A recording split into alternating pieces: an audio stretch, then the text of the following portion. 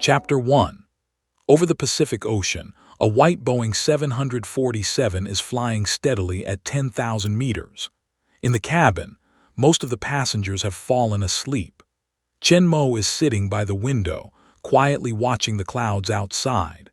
The tall figure under the shirt, the strong and resolute face, and the sharp eyes reflected on the porthole made the two girls sitting next to each other take a peek and whisper from time to time.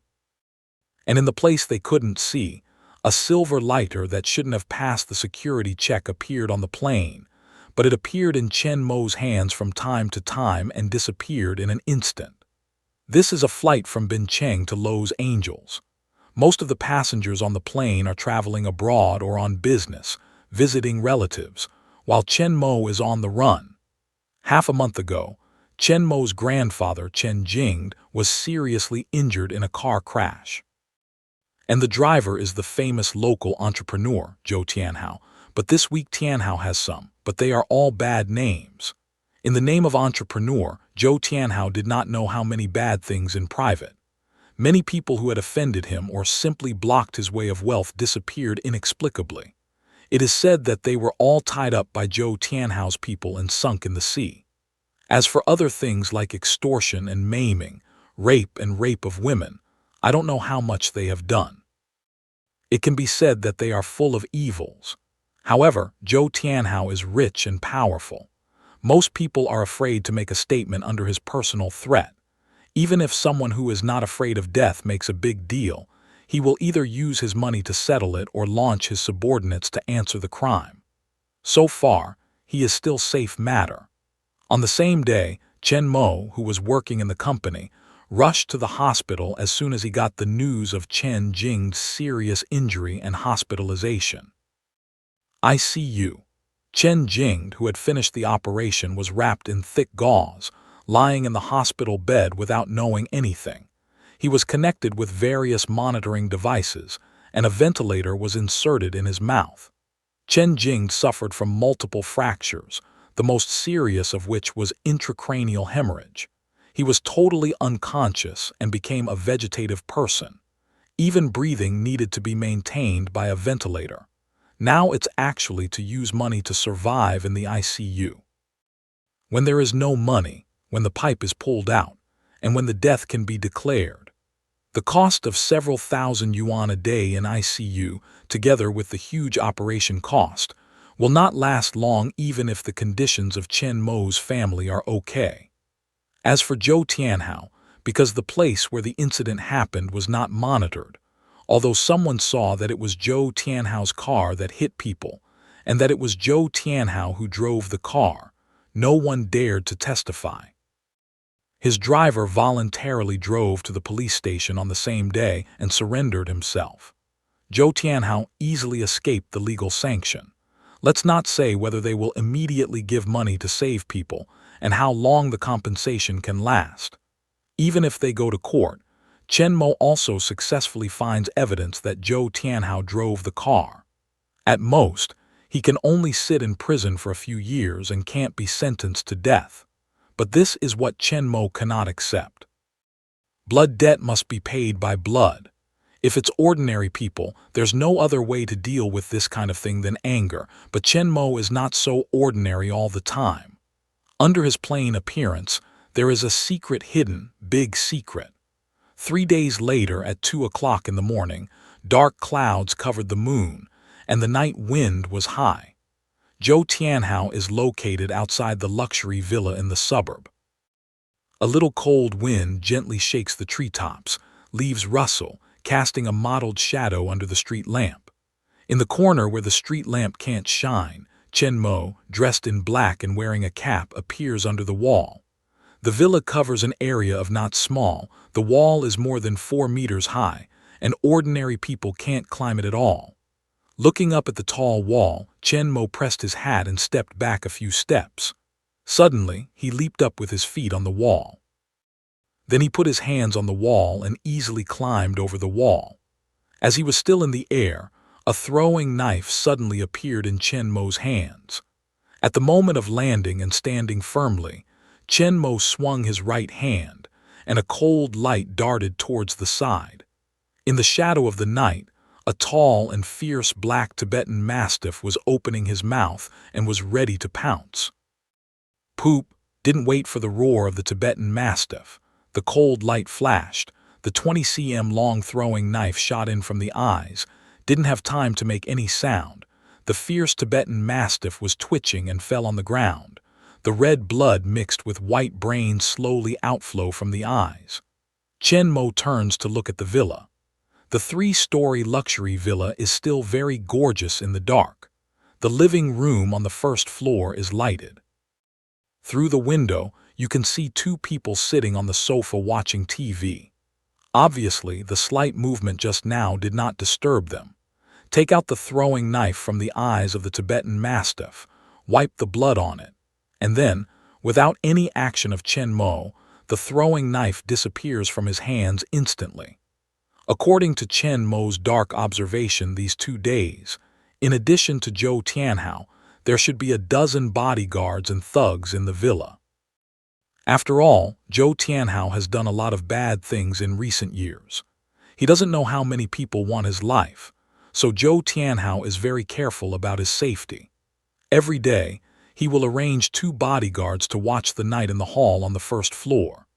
In addition, the Tibetan Mastiff in the yard, ordinary people really can't sneak in quietly.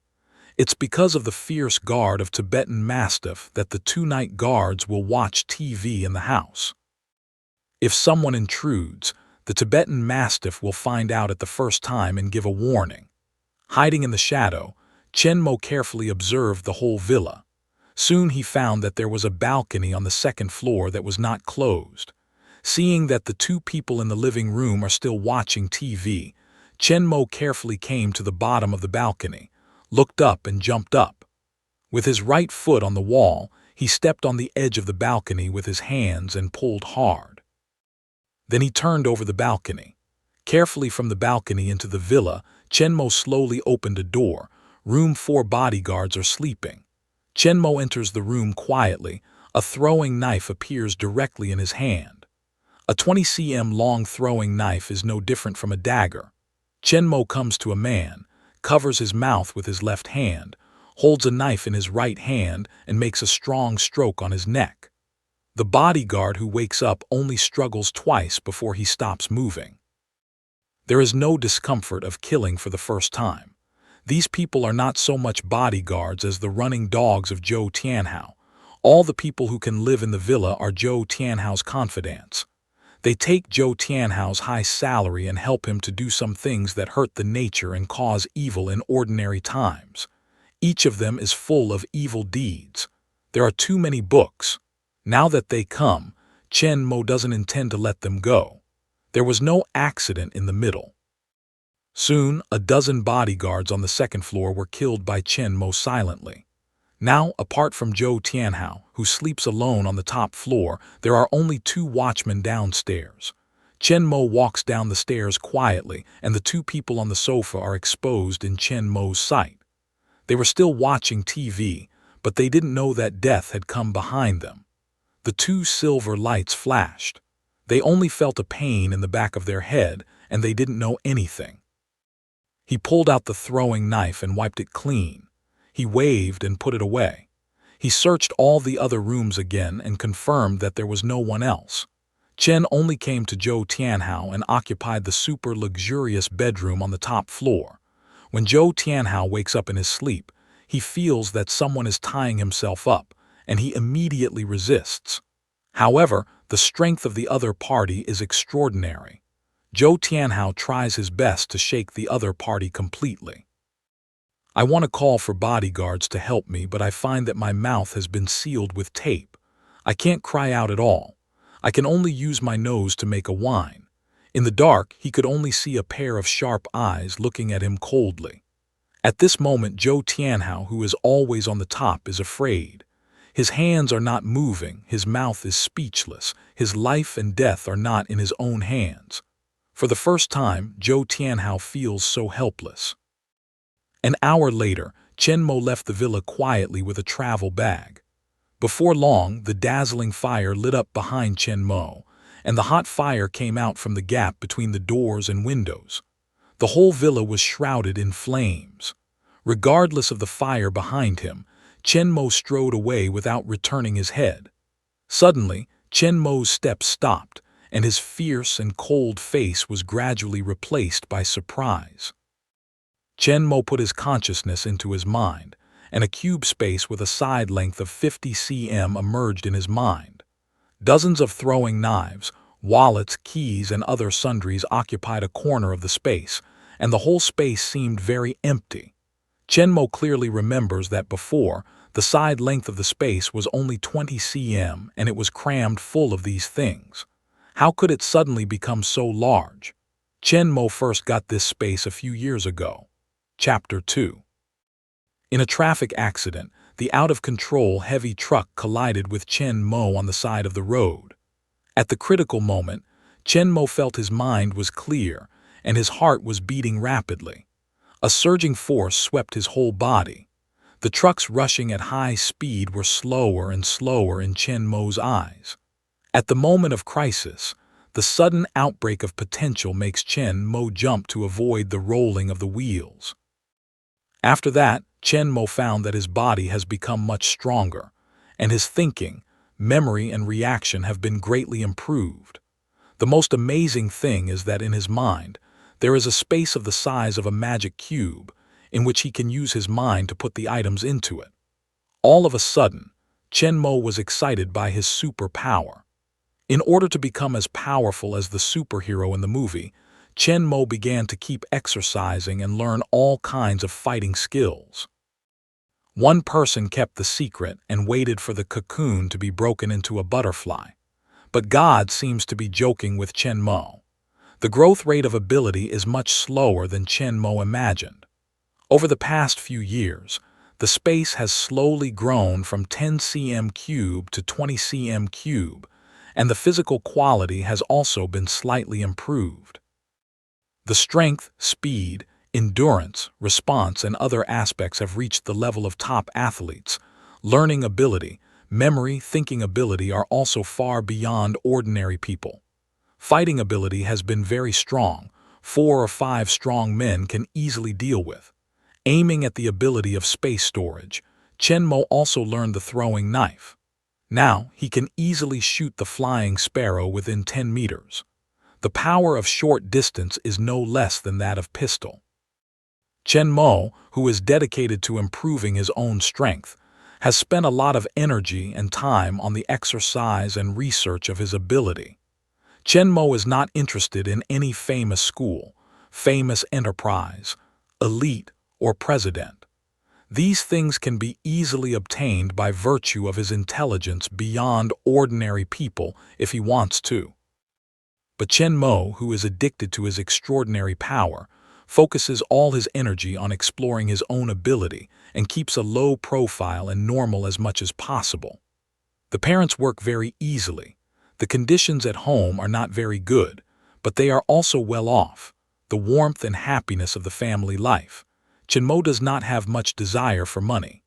He values his own strength more, prefers to be a strong person hidden behind the scenes, and laughs at all living beings. The growth of several years has strengthened Chen Mo, but it is far from Chen Mo's expectation. In the modern society with advanced technology, it is not enough for him to challenge the law and help the weak.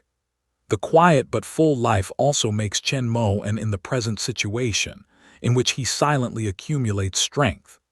Zhou Tianhao's atrocity awakens Chen Mo from his dormancy, and Chen Mo, who has let go of the shackles, is decisive and ruthless. From the mouth of Zhou Tianhao, he forced out the bank card he had prepared for running after the accident, which was opened in the name of others, and the password of the safe with some cash in it. After he got the money successfully, Chen Mo solved him with one stroke. There was no living in the whole villa. Before leaving, Chen Mo lit the house again and destroyed the whole scene of the crime with flames. Chen Mo didn't have time to think about the change of space. The explosion just now will soon lead the police. He must leave here immediately. After expanding the income of the travel bag in his hand, Chen Mo leaves quickly. Zhou Tianhao got a total of more than 8 million yuan, enough to maintain Chen Jing's expenses for 1 or 2 years. He rushed to the hospital and quietly handed over the bank card and money to his parents. Chen Mo hurried to the airport and took the first flight to Los Angeles. Although fully prepared and careful in the whole process, Chen Mo decided to take refuge abroad first. Until the plane took off, Chen Mo had time to calm down and think about his changes.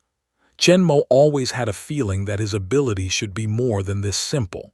It seems that there is something more powerful that hasn't been found. After killing Zhou Tianhao, the sudden expansion of space makes Chen Mo seem to grasp something, and the key to ability improvement seems to come out. Combined with these years of research on superpowers, Chen Mo speculated that the improvement of his own ability should be related to mental strength. The emergence of space is after that traffic accident. The huge crisis stimulated Chen Mo's mental power to grow rapidly. The brain domain was developed. After breaking through the critical point, the potential of the body was stimulated, and the ability of space was opened. So in addition to the physical quality beyond ordinary people, Chen Mo's ability of thinking and memory is also much stronger than before, which should be the performance of spiritual improvement and brain development.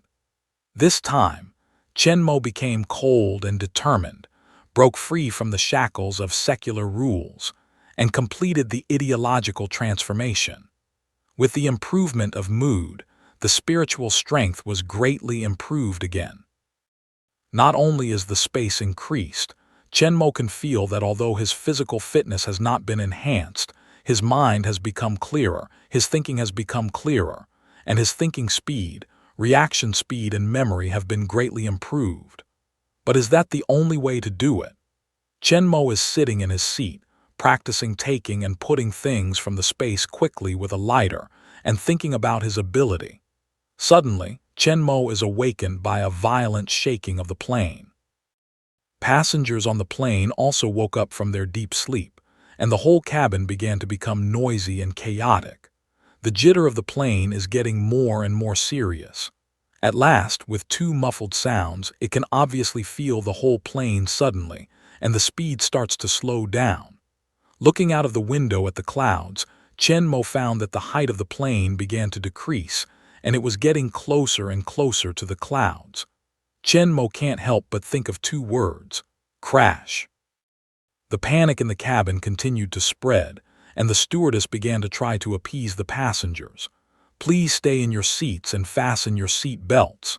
At this time in the cabin, the captain holds the control lever tightly and controls the aircraft diligently. The deputy captain constantly checks various instruments and reports the situation at any time. When the two engines stop, the aircraft loses power completely and is in a glide state. Moreover, the control system also has problems. The flight attitude of the aircraft is difficult to control. The plane's altitude is falling. It has passed through the clouds and it is still falling, and under the plane is the endless sea. Height 6,000 feet, speed 220 knots. The deputy's voice was a little shaky. Although the captain tries to control the altitude, the aircraft is still getting closer to the sea. The failure of the control system makes it difficult for the aircraft to glide smoothly. The aircraft is diving down at a large angle, and this attitude is not able to glide and land on the sea at all. At the current speed of the aircraft, once it touches the sea, the huge fluid resistance of the sea will tear the aircraft into pieces, and then it will sink into the sea floor quickly. The probability of survival of the people on board is equal to 0. All of a sudden, in the captain's sight, there was a touch of green on the blue sea in the distance. As the plane taxied, the green gradually enlarged. Island. The captain, who remained calm all the time, was also excited. What? The co-pilot, who had been staring at the instrument, raised his head abruptly. There is an island ahead. If we can land on the island, there is still a chance of survival. The captain was obviously excited by the discovery, and finally there was a trace of life in this desperate situation. At this time, the plane is not far away from the island, but the plane's altitude drops quickly. Whether it can land on the island smoothly, both of them have no bottom in mind. The area of the island is not large. The captain must control the height of the plane to make sure that the plane lands on the island. If there is any difference, the plane will be buried in the sea. The captain opened the cabin to broadcast. "I am the captain, ready for the emergency impact position." When other people fell down in panic according to the stewardess demonstration, Chen Mo looked out of the window close to the sea, and his heart began to beat violently. Every contraction of the heart was strong and powerful. The blood was pumped to the whole body quickly, and the space in his mind began to expand rapidly. The plane is getting closer and closer to the island, with only a few hundred meters left. Unfortunately, the plane still can't hold on. It's about to hit the sea. The captain's forehead oozes fine sweat. At the last moment, he pulls up the aircraft's head vigorously and shouts in the communicator, "Prepare for the collision." The tail of the plane soon touched the sea. The high speed brought huge impact force. The sea water became as hard as steel. The tail of the plane was torn instantly. The plane vibrated violently. All people were severely thrown forward and the fuselage began to tilt. When the tail is broken, the huge pulling force makes the speed of the aircraft rapidly reduce a lot. But at the same time, this pulling also makes the attitude of the aircraft begin to tilt. The left wing first contacts the sea surface. The engine under the wing is pulled down by the huge force in an instant. The nose begins to tilt to the left, and then the whole left wing is broken under the huge pulling force, and the whole fuselage of the aircraft is inclined to slide on the sea surface. Okay. Soon the wing on the right side was also pulled down by the sea water. The captain let go of his hands. Next, he had to leave it to fate. With the fracture of wings on both sides, the aircraft is completely out of control. With the inertia rolling and sliding on the sea, from time to time, people's seats and luggage are thrown out of the damaged engine room. The debris in the aircraft is flying from time to time, people are hit by heavy objects, or the seat belt fracture is thrown out of the seat, hit other passengers or bulkheads, and the whole engine room is full of blood. At this time, Chen Mo is undergoing drastic changes. The stronger the heart is, the faster it jumps. The scene around him begins to slow down in his eyes. The whole cabin is rotating slowly. Luggage and magazines are flying by. Everything around is slowing down. Finally, the space expanded into a 1-meter cube and seemed to reach a certain limit, and new changes took place. The boundary of nihilistic space begins to become transparent. Outside the space, countless bright stars are scattered, weaving a bright starry sky, and the nearest place to the space, a bright ball of light quietly emits mysterious brilliance. Chen Mo's mind was filled with mysterious information, and his space ability, which had been silent for many years, finally revealed its true face to Chen Mo. Chapter 3. It turns out that when Chen Mo was in a car accident and his potential burst out, his mental power quickly rose and broke through some boundaries, activating his hidden special ability. In fact, Chen Mo is not the only one who has activated special abilities in history. In the long history, there are always people who happen to activate their own special abilities. Despite all these limitations, they have left their mark in history. Zhu Liang's practice of opening the altar calls for wind and rain. Xiang Yu is capable of carrying the tripod and is invincible in the world. Many mythical abilities are actually the records of the ancients on these supernatural abilities. These abilities are all real. Chen Mo is more special than them. He can travel through time and space and enter other worlds. This ability cannot be used at will, but also has certain limitations. First of all, shuttling through time and space requires a strong spiritual force, while Chen Mo's spiritual force does not meet the conditions until this time, which really activates the ability of shuttling through time and space. There are two ways to improve the mental power. One is to improve the mood. The mental power will be improved and the brain area will be developed. The other is to explode the potential between life and death, and all abilities will be improved rapidly. In addition to the mental power, the physical quality will also be enhanced. Secondly, there will be a cooling time of 1 month after shuttling through time and space. After 1 month, we can cross again. The light spot outside the space is the world that can be shuttled, but the space ability is not strong enough at this time. There is only one space that can be shuttled. With the enhancement of Chen Mo's spirit, the space will continue to expand, become more stable, and the world that can be shuttled will increase. At this time, Chen Mo is facing a desperate situation. His sudden awakening of the ability to shuttle between time and space brings him hope. No matter what the space looks like, first escape here. Chen Mo's consciousness enters the space and focuses on the only ball of light that shines brilliantly. His mind moves and chooses to shuttle. The ball of light suddenly flashes and Chen Mo disappears on the seat. From the tumbling engine room to the stable ground, Chen Mo did not adapt to it for a while and fell to the ground in a flash.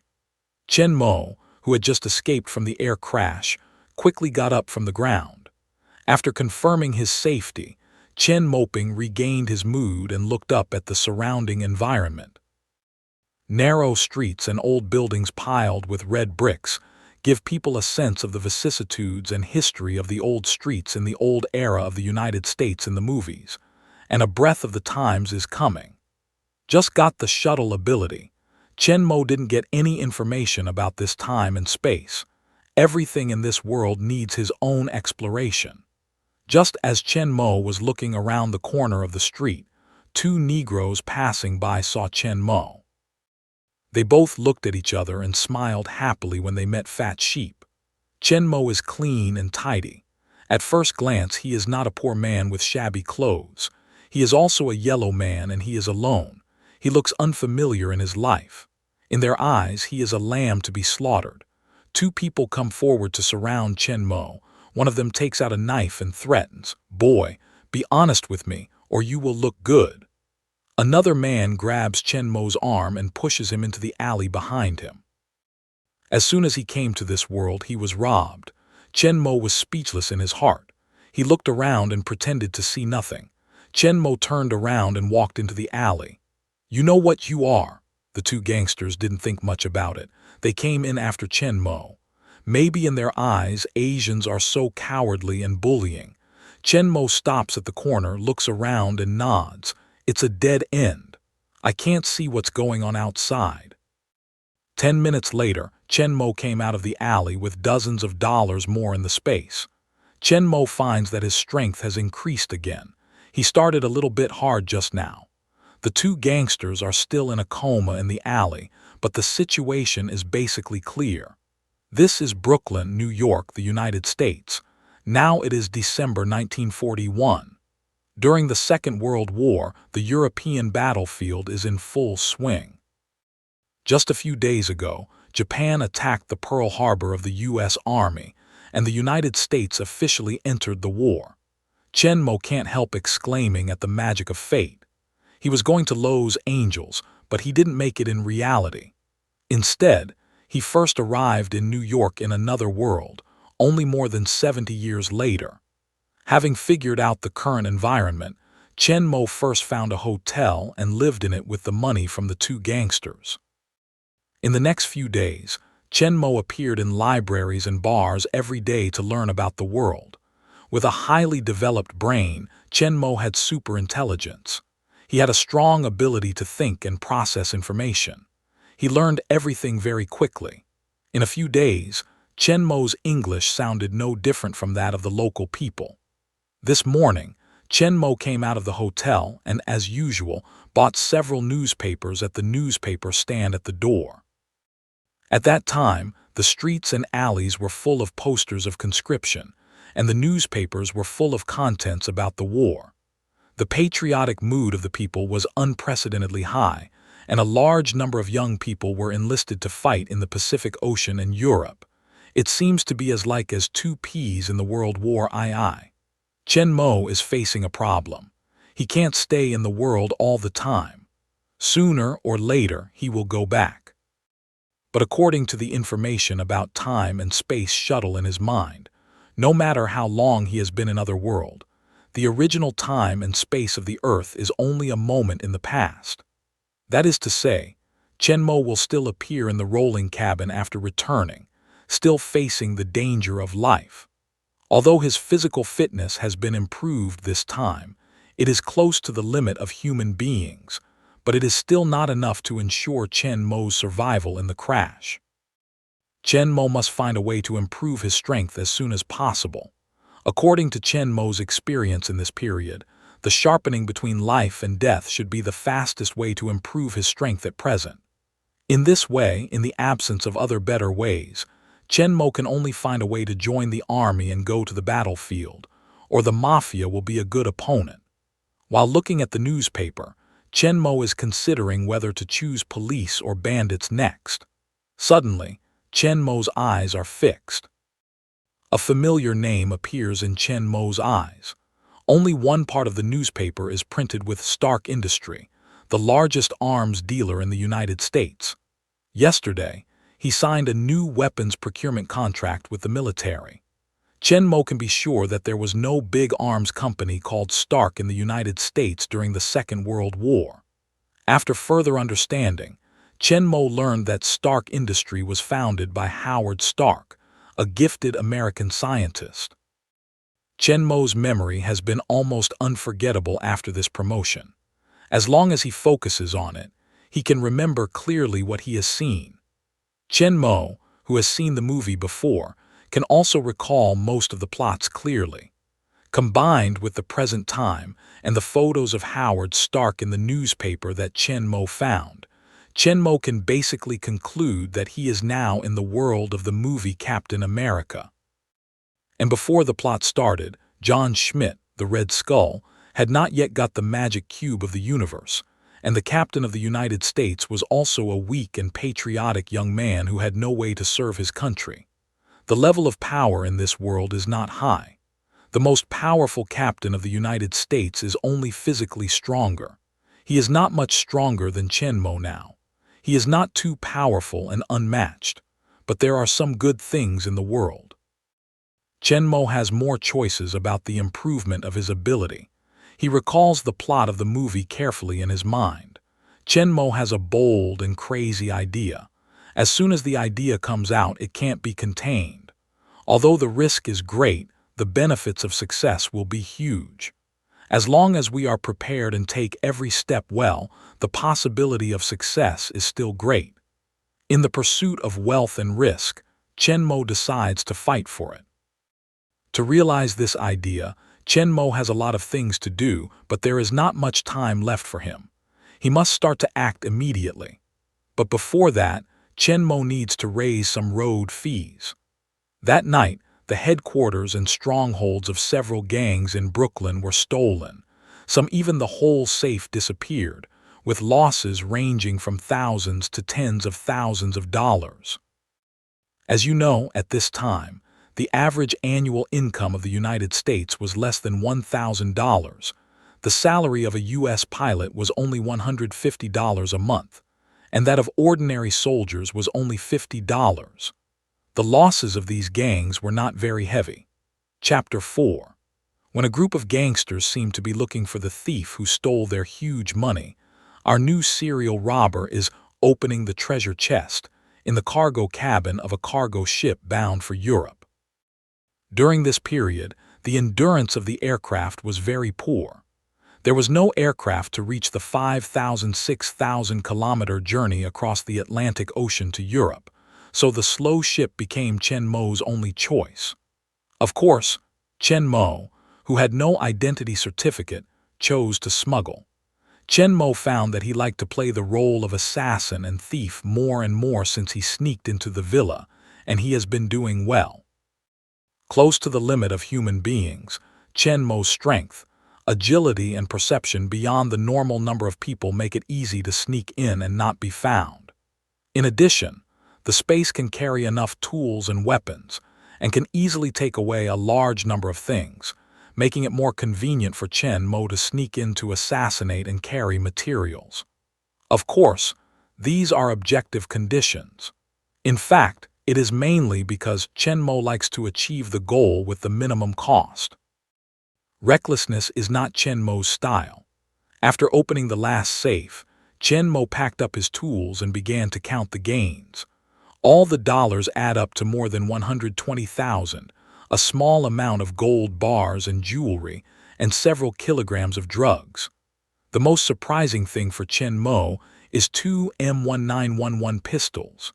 This pistol has been in service in the U.S. Army for more than 70 years. It is a classic powerful pistol with a large caliber of 11.43, which brings incomparable lethality.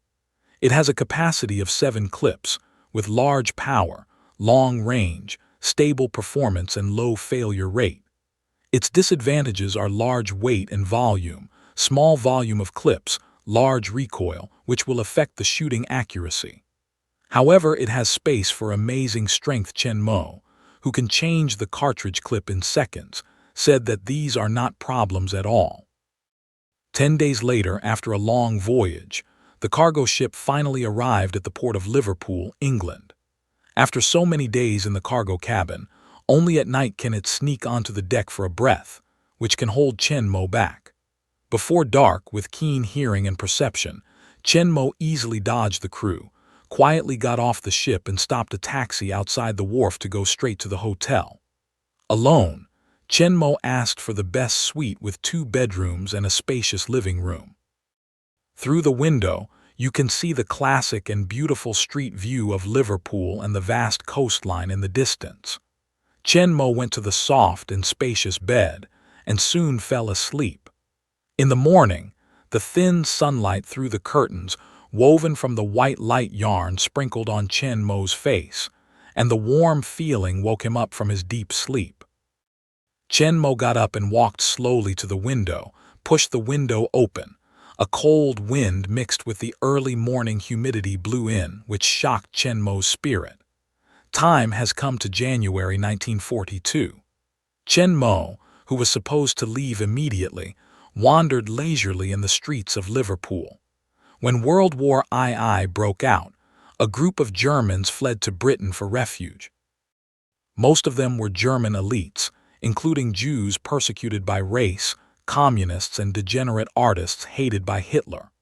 Among them are doctors, lawyers, businessmen, and artists, but in Britain, they are only refugees from enemy countries.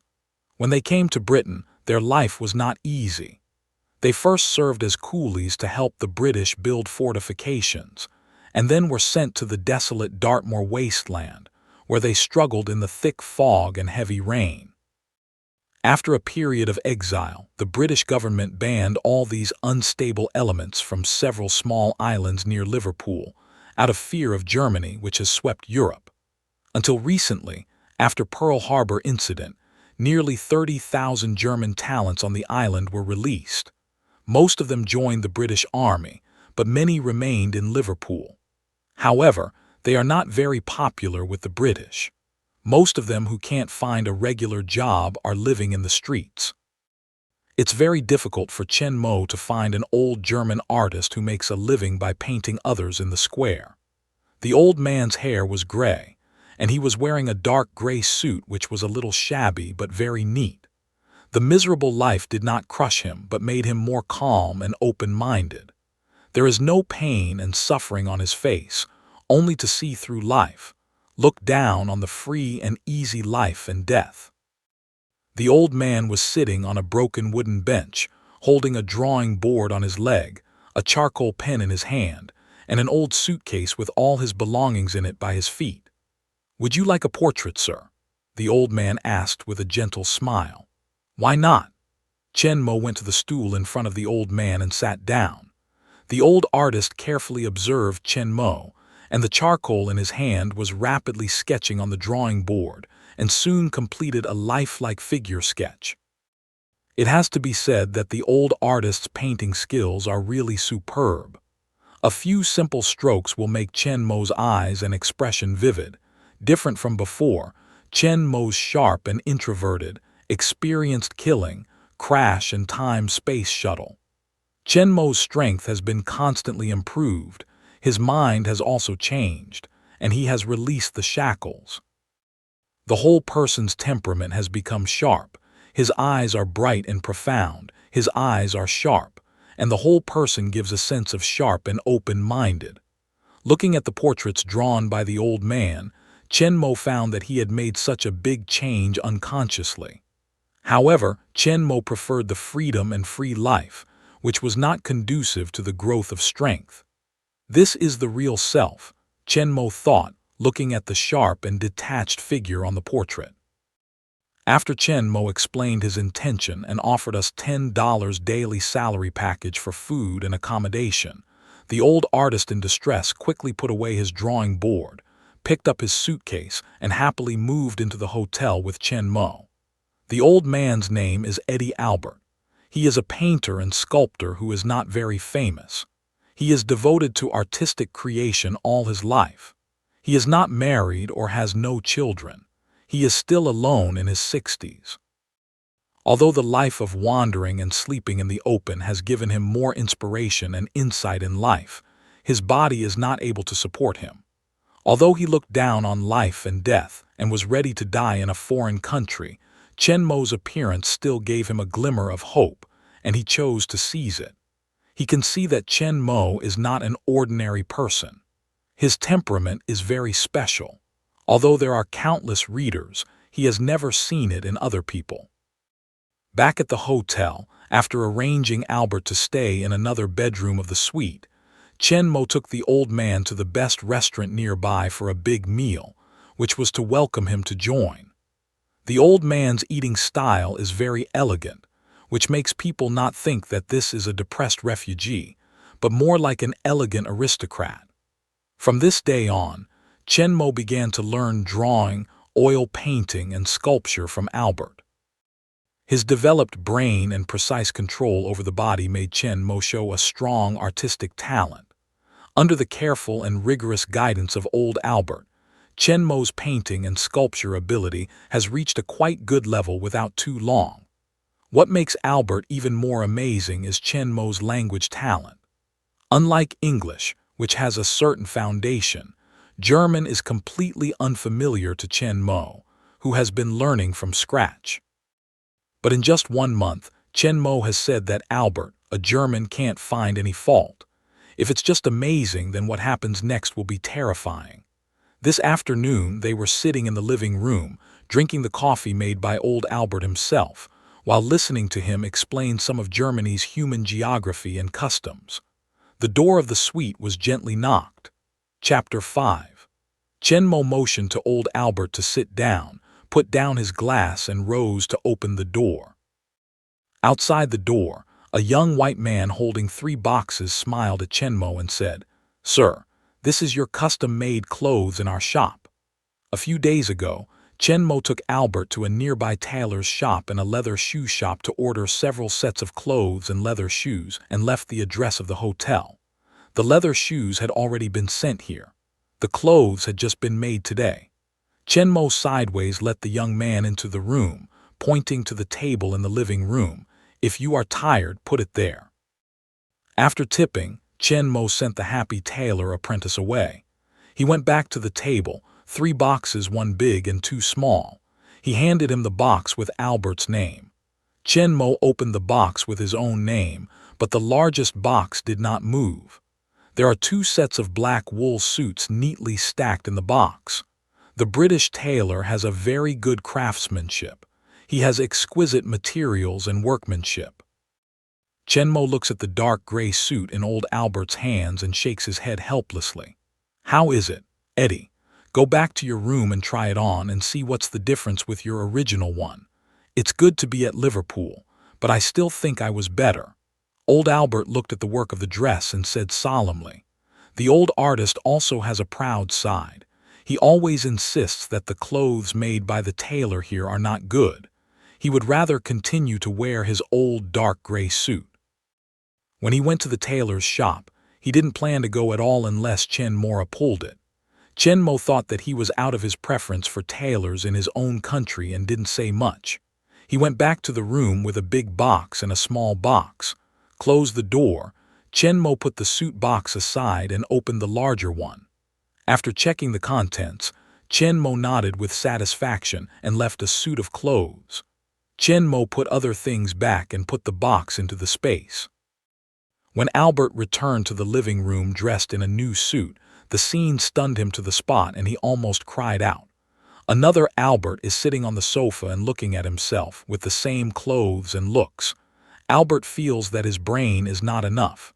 However, the old man who experienced the vicissitudes of life soon calmed down and asked in a deep voice, "Who are you? How could it be here? Who are you? How could it be here?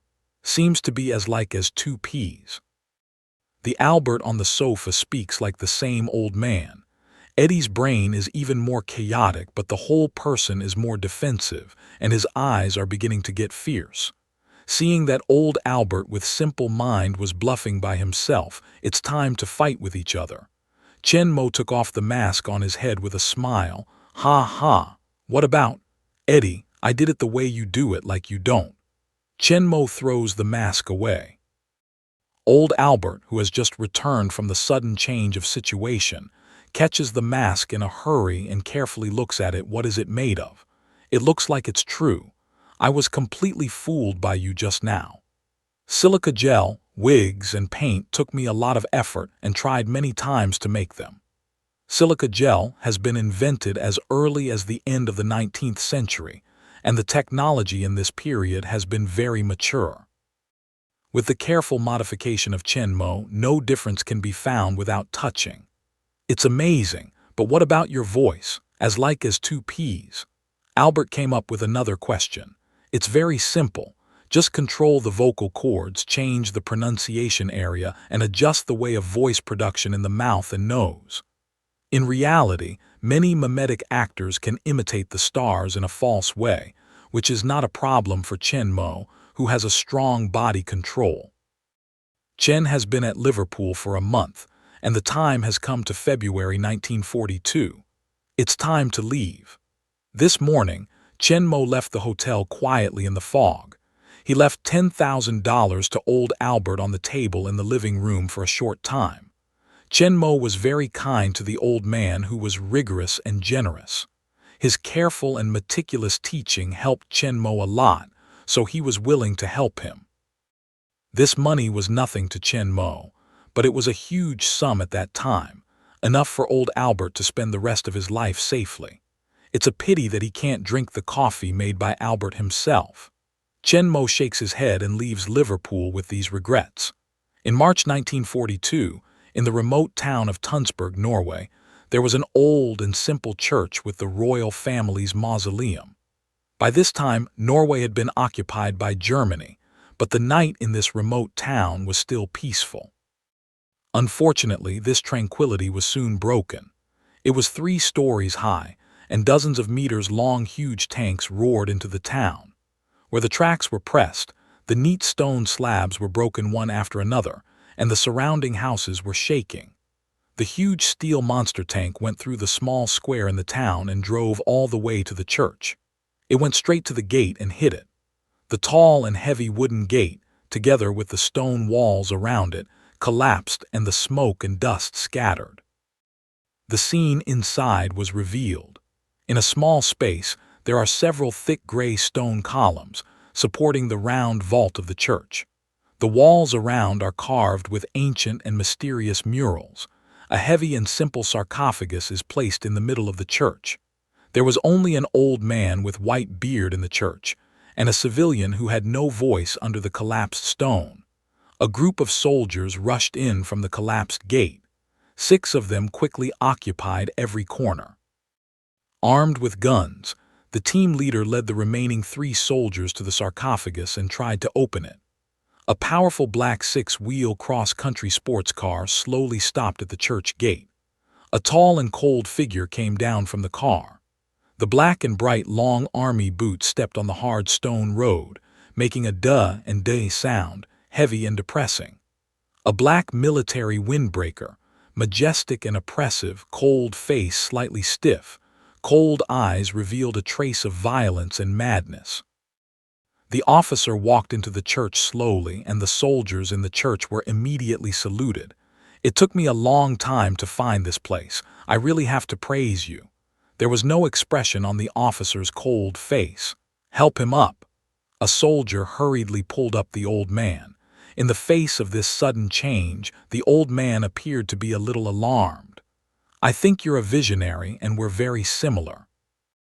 The officer said that he helped the old man to tidy up his messy clothes, but the voice without any emotion made people feel cold. We don't look like that at all. Although he was flustered, the old man was not afraid to give in. Is it? But other people think it's superstitious, but you and I think it's science, said the officer, looking into the old man's eyes. What you're looking for doesn't exist. The old man's voice trembled. Why do you have to hide so much? As if impatient, the officer took off his hat and handed it to his men and went to the sarcophagus. Push on the coffin cover with both hands. Several soldiers tried their best to move the sarcophagus, which was easily pushed away by the officer. As the heavy coffin cover fell to the ground, all the things inside were exposed. In the sarcophagus is a decayed skeleton. Chapter 6. It has a long sword on its body and a transparent crystal cube in its hand. Suddenly, the officer's eyes suddenly shrank. Apart from these, the sarcophagus was filled with explosives.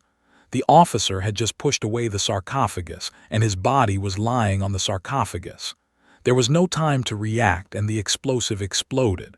Boom, a loud noise, the whole church is shaking violently, strong fire and smoke from the church. Although he tried to avoid it, he was still in the middle of the explosion. The sarcophagus exploded instantly.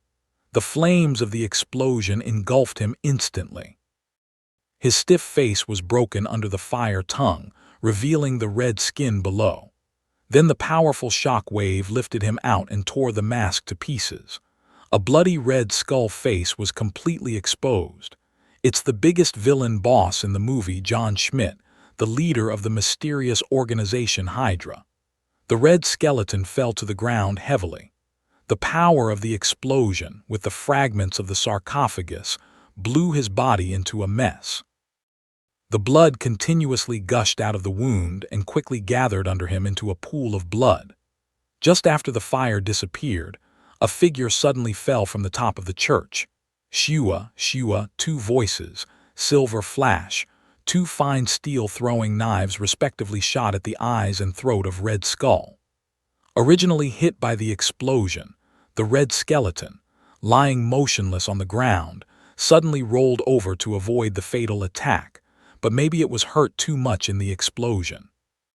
Although it escaped the key point, it was shot in the neck by a throwing knife, and blood gushed out. The red skeleton, who was barely supported, only felt that his brain was getting more dizzy.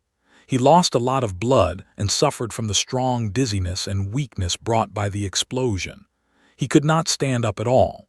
He lay on the ground with his hands on his back.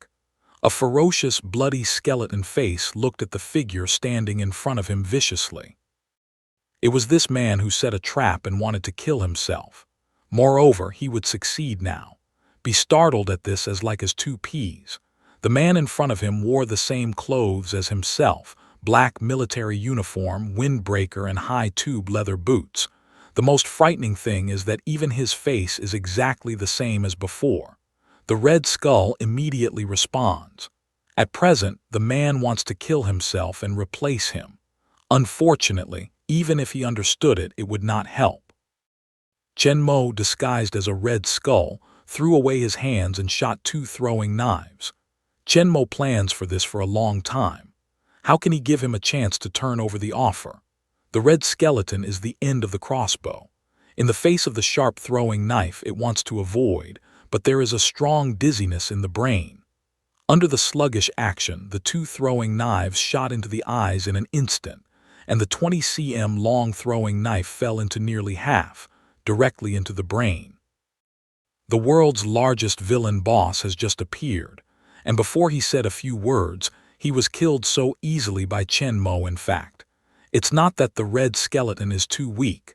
But Chen Mo has set up a killing trap by knowing the plot well, calculating without intention. Schmidt could not have expected that in the remote church where the universe cube was hidden, which he found with all his efforts, he would have set up a bomb trap for him. Even so, he could not be killed directly. Chen Mo took advantage of his serious injury, made full efforts and used 2 rounds of throwing knives to solve him.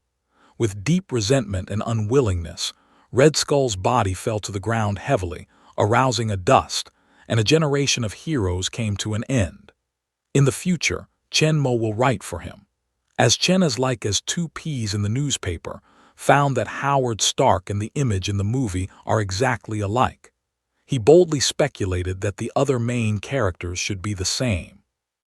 Chen Ming, who knew the plot clearly, came up with this bold idea and took the Red Skull away instead. Chen Mo has made full preparation for this. According to his memory, he draws customized clothes, learns German, imitates sound, makes masks, and even if his appearance is different, Chen Mo can wear another prepared Red Skull mask. Just a short time ago, Chen Mo hid in the upstairs to observe quietly. He had mastered Schmidt's voice and tone. Who could have thought that they would be killed and replaced in such a short time as a leader worshipped like a god? By contrast, they would prefer to believe his skull face. Put the body of the Red Skull into the space. Chen Mo checked it one by one. Everyone in the church has died. No one will know what happened just now. The smoke of the explosion gradually dispersed, and a group of Hydra soldiers rushed in. Seeing Chen Mo standing in the field, he immediately stood up and saluted. No one asked what happened just now. Red Skull is very important in the 9-headed snake. He doesn't say that no one dares to ask. They just need to execute orders. Chen Mo nodded with satisfaction.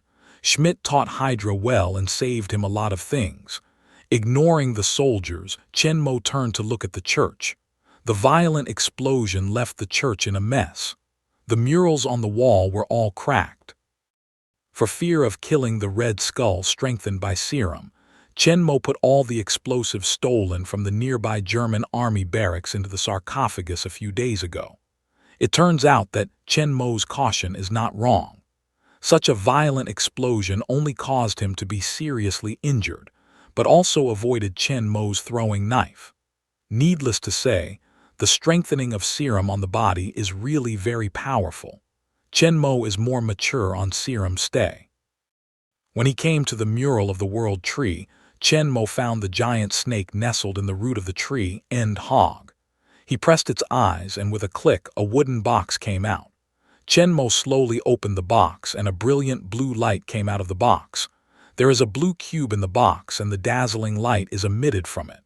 There is a piece of bright in the cube. It seems that there are endless stars in it. It is beautiful and gorgeous, and it seems that it contains endless mysteries. It makes people deeply trapped in it and can't bear to look away. This is the magic cube of the universe with endless energy and space power. Chen Mo has been back to God from the shock and really saw it, far more shocking than the movie, worthy of being the treasure of the legendary gods. Put the box away. Chen Mo turns around and walks out. Suddenly, a silver light flashes in the corner of his eyes. Chen Mo looked around and saw that at the corner of the wall, a silver sword was deeply inserted into the stone pillar, and the tip of the sword was exposed from the back through the stone pillar, reflecting the silver light under the fire. When he came to the stone pillar, Chen Mo grasped the hilt of the sword and pulled it out of the stone pillar with a brush. The body of the sword was buzzing in the air, crisp and long. Chen Mo remembers that the sword should be the king's sword buried in the sarcophagus, but the rusty appearance fell off in the explosion, revealing the true appearance inside. It is a bright and sharp sword. This is a 2-handed broadsword with a blade length of nearly 1 meter and a handle length of more than 20 cm. It is a cross guard with a round carved counterweight. The body of the sword is wide, thick, and sharp. I don't know what material it is made of. Its weight is much heavier than the ordinary 2-handed sword, but it's very handy for Chen Mo. Chen Madan holds a sword and cuts it to the stone pillar. The silver slender sword body cuts through the gray stone pillar and easily cuts it off. It seems that this king's sword is not a common burial object either. It should also have a unique origin. We should study it carefully when we have time. He successfully replaced the red skull, got the magic cube of the universe, and got an unexpected harvest. Chen Mo walked out of the mess church contentedly. Looking at the huge battle tanks like steel fortresses, Chen Mo can't help but admire that Hydra's technology level is really beyond this era. In many aspects, it's hard to reach the modern level, but now all these will belong to me. In the past, Chen Mo focused all his energy on improving his ability and ignored the role of power. Only when Chen Jingde was seriously injured did he wake up. It's true that the strength of one's own power is fundamental, but when one's own power is not strong enough to be able to frighten everyone at will, power can better help him achieve this goal. If Chen Mo had some influence, how could Zhou Tianhao dare to do that? So the idea of building his own power has long been rooted in Chen Mo's mind, which is the main reason why Chen Mo can come up with the idea of replacing Red Skull. Controlling Hydra, whether it's a docking plan or the formation of its own forces after returning to the real world, will be of great help. Taking back his thoughts, Chen Mo comes to the Red Skull's car. Chapter 7. This is a 6-wheel cross-country sports car built by the top black technology of Hydra. Its dark appearance is thick and powerful. The slender, streamlined body contains surging power and amazing speed. It strengthens the chassis and 6-wheel drive to make it have excellent cross-country ability. Opening the door, Chen Mo sat in the back seat with a wooden box and a sword containing the magic cube of the universe. "Soldier, can you drive?" Chen Mo asked, pointing to a soldier on guard. The selected soldier looked at Chen Mo's eyes full of fanaticism. Obviously, he was also a poor insect brainwashed by a red skull. Hearing Chen Mo's query, he shouted excitedly, "Yes, sir." Chen Mo nodded with satisfaction. "Good, then you can drive and return to the base." Chen Mo, who doesn't know Lu, sits leisurely in the back seat. The Hydra soldier drives back to the base of Hydra, Norway. The Norwegian base of Hydra is located in the southeast of Scandinavia mountains. It is very dangerous and easy to defend and attack. After entering the mountain area, the car went back to the base through a hidden road hidden in the dense forest. The car stopped in front of the base building. Chen Mo handed the wooden box to the soldier and got off with a long sword. "To my office." Following the 9-headed snake soldier who led the way, Chen Mo went back to the office of Red Skull Schmidt and asked the soldier to put the box on the table. Chen Mo looked at the 9-headed snake soldier who led the way for himself. This is a typical German youth with blonde hair and blue eyes. He is tall and strong. His young face is full of adoration and fanaticism. He can get in touch with the respected leader Red Skull in a short distance and follow his orders to serve him, which makes him feel extremely honored and proud. "Tell me your name, soldier," Chen Mo asked in a low voice of a Red Skull. "John Wolf, sir." The young soldier replied excitedly and loudly that it was the greatest affirmation for him to be asked his name by the leader. "Good, John. You'll be my guard in the future." Chen Mo doesn't know about this place now. It's much more convenient for someone to drive and lead the way. According to Chen Mo's observation, John the soldier is a pure soldier. He only knows to obey orders and adores Red Skull. Even if he behaves abnormally, he won't be doubted. To get rid of the excited soldier John, Chen Mo began to look through the documents in Schmidt's office one by one. After a period of understanding and careful exploration, especially with the unreserved trust and assistance of Soldier John, Chen Mo has basically mastered the situation of the base, and no longer has a black eye, and the true strength of Hydra is fully displayed in front of Chen Mo. As a secret scientific research organization under the Communist Party of China, in the hands of the ambitious Red Skull Schmidt, Hydra, after years of development, has long been more than just a scientific research organization. In addition to its core research departments and secret bases distributed in European countries, Hydra has a huge intelligence system and a powerful mechanized core. In fact, the inside of Hydra is more like a religion.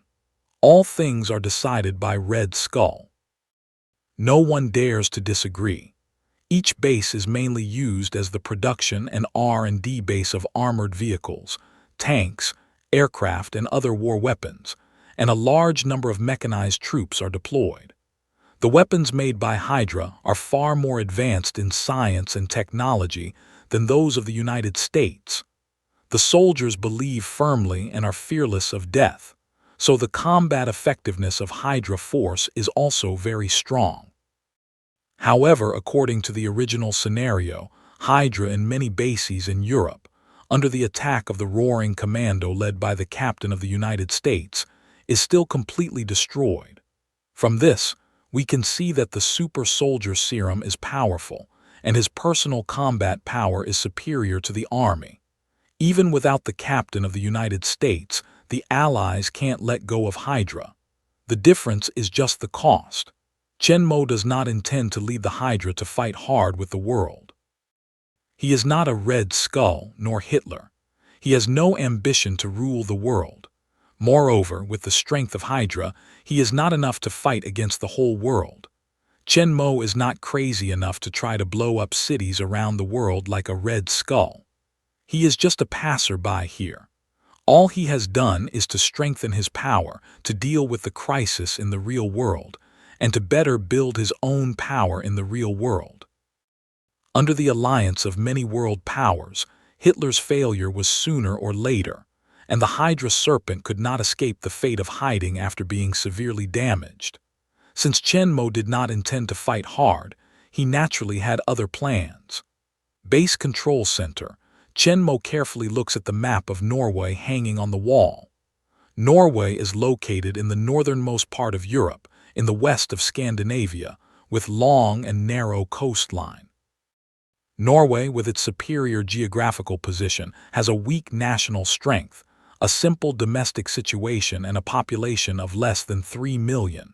With the strength of Hydra, it can easily control the whole country in secret. While the Scandinavian mountains run through Norway, they are adjacent to the Atlantic Ocean in the west and the Arctic Ocean in the north. The mountains are steep. Some areas are covered by glaciers. The mountains in the west are steep and close to the coast. Moreover, there are many fjords connecting the Atlantic Ocean, which are difficult to find. It is a good place to establish a base. Chen Mo, the current base of Hydra, plans to give up more than half and shrink his forces. He will only retain the 3 most concealed and strategically located bases, including the Alpine headquarters, and build a more concealed and larger underground base connecting the Atlantic Ocean. With the defeat of Germany, Hydra's bases in Europe are not guaranteed sooner or later. Instead of being destroyed by the Allies, it is better to give up and preserve its strength. Although the current Norwegian base is built on the mountain, it is close to the southeast, not close to the sea, not deep enough in strategy, and not hidden enough.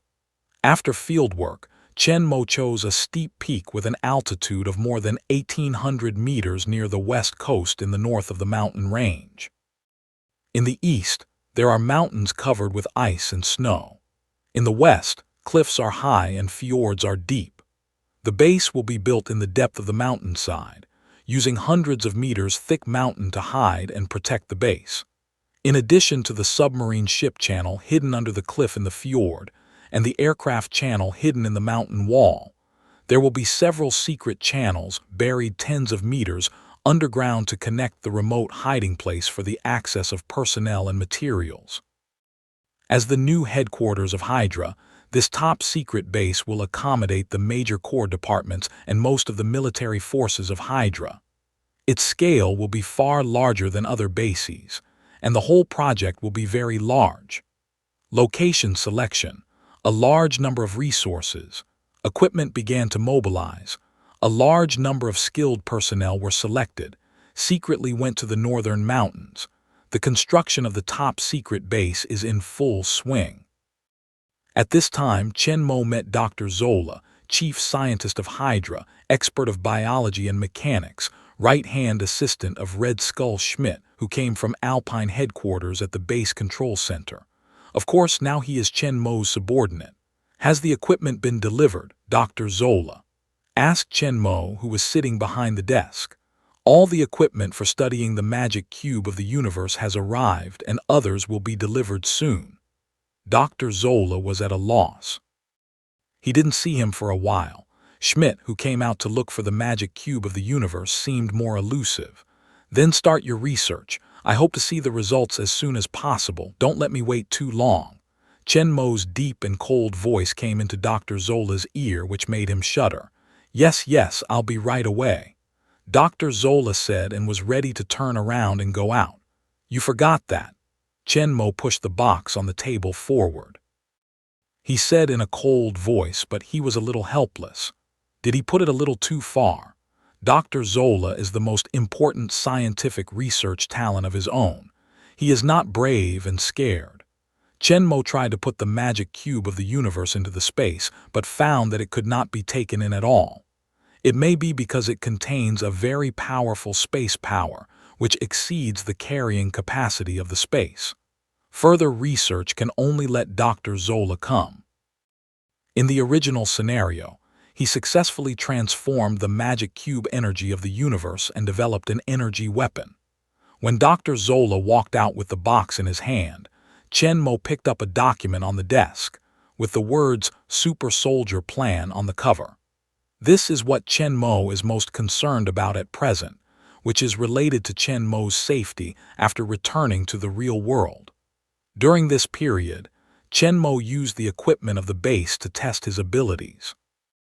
After the potential explosion in the last crash, Chen Mo's physical quality has been improved again, which is close to the limit of human beings. Chapter 8. The strength is 500 kg, the speed is 9.1s, and it can keep this speed for a long time. The limit speed of short-time burst can reach 19 ms/s when running without help. You can jump 3 meters and 6 meters.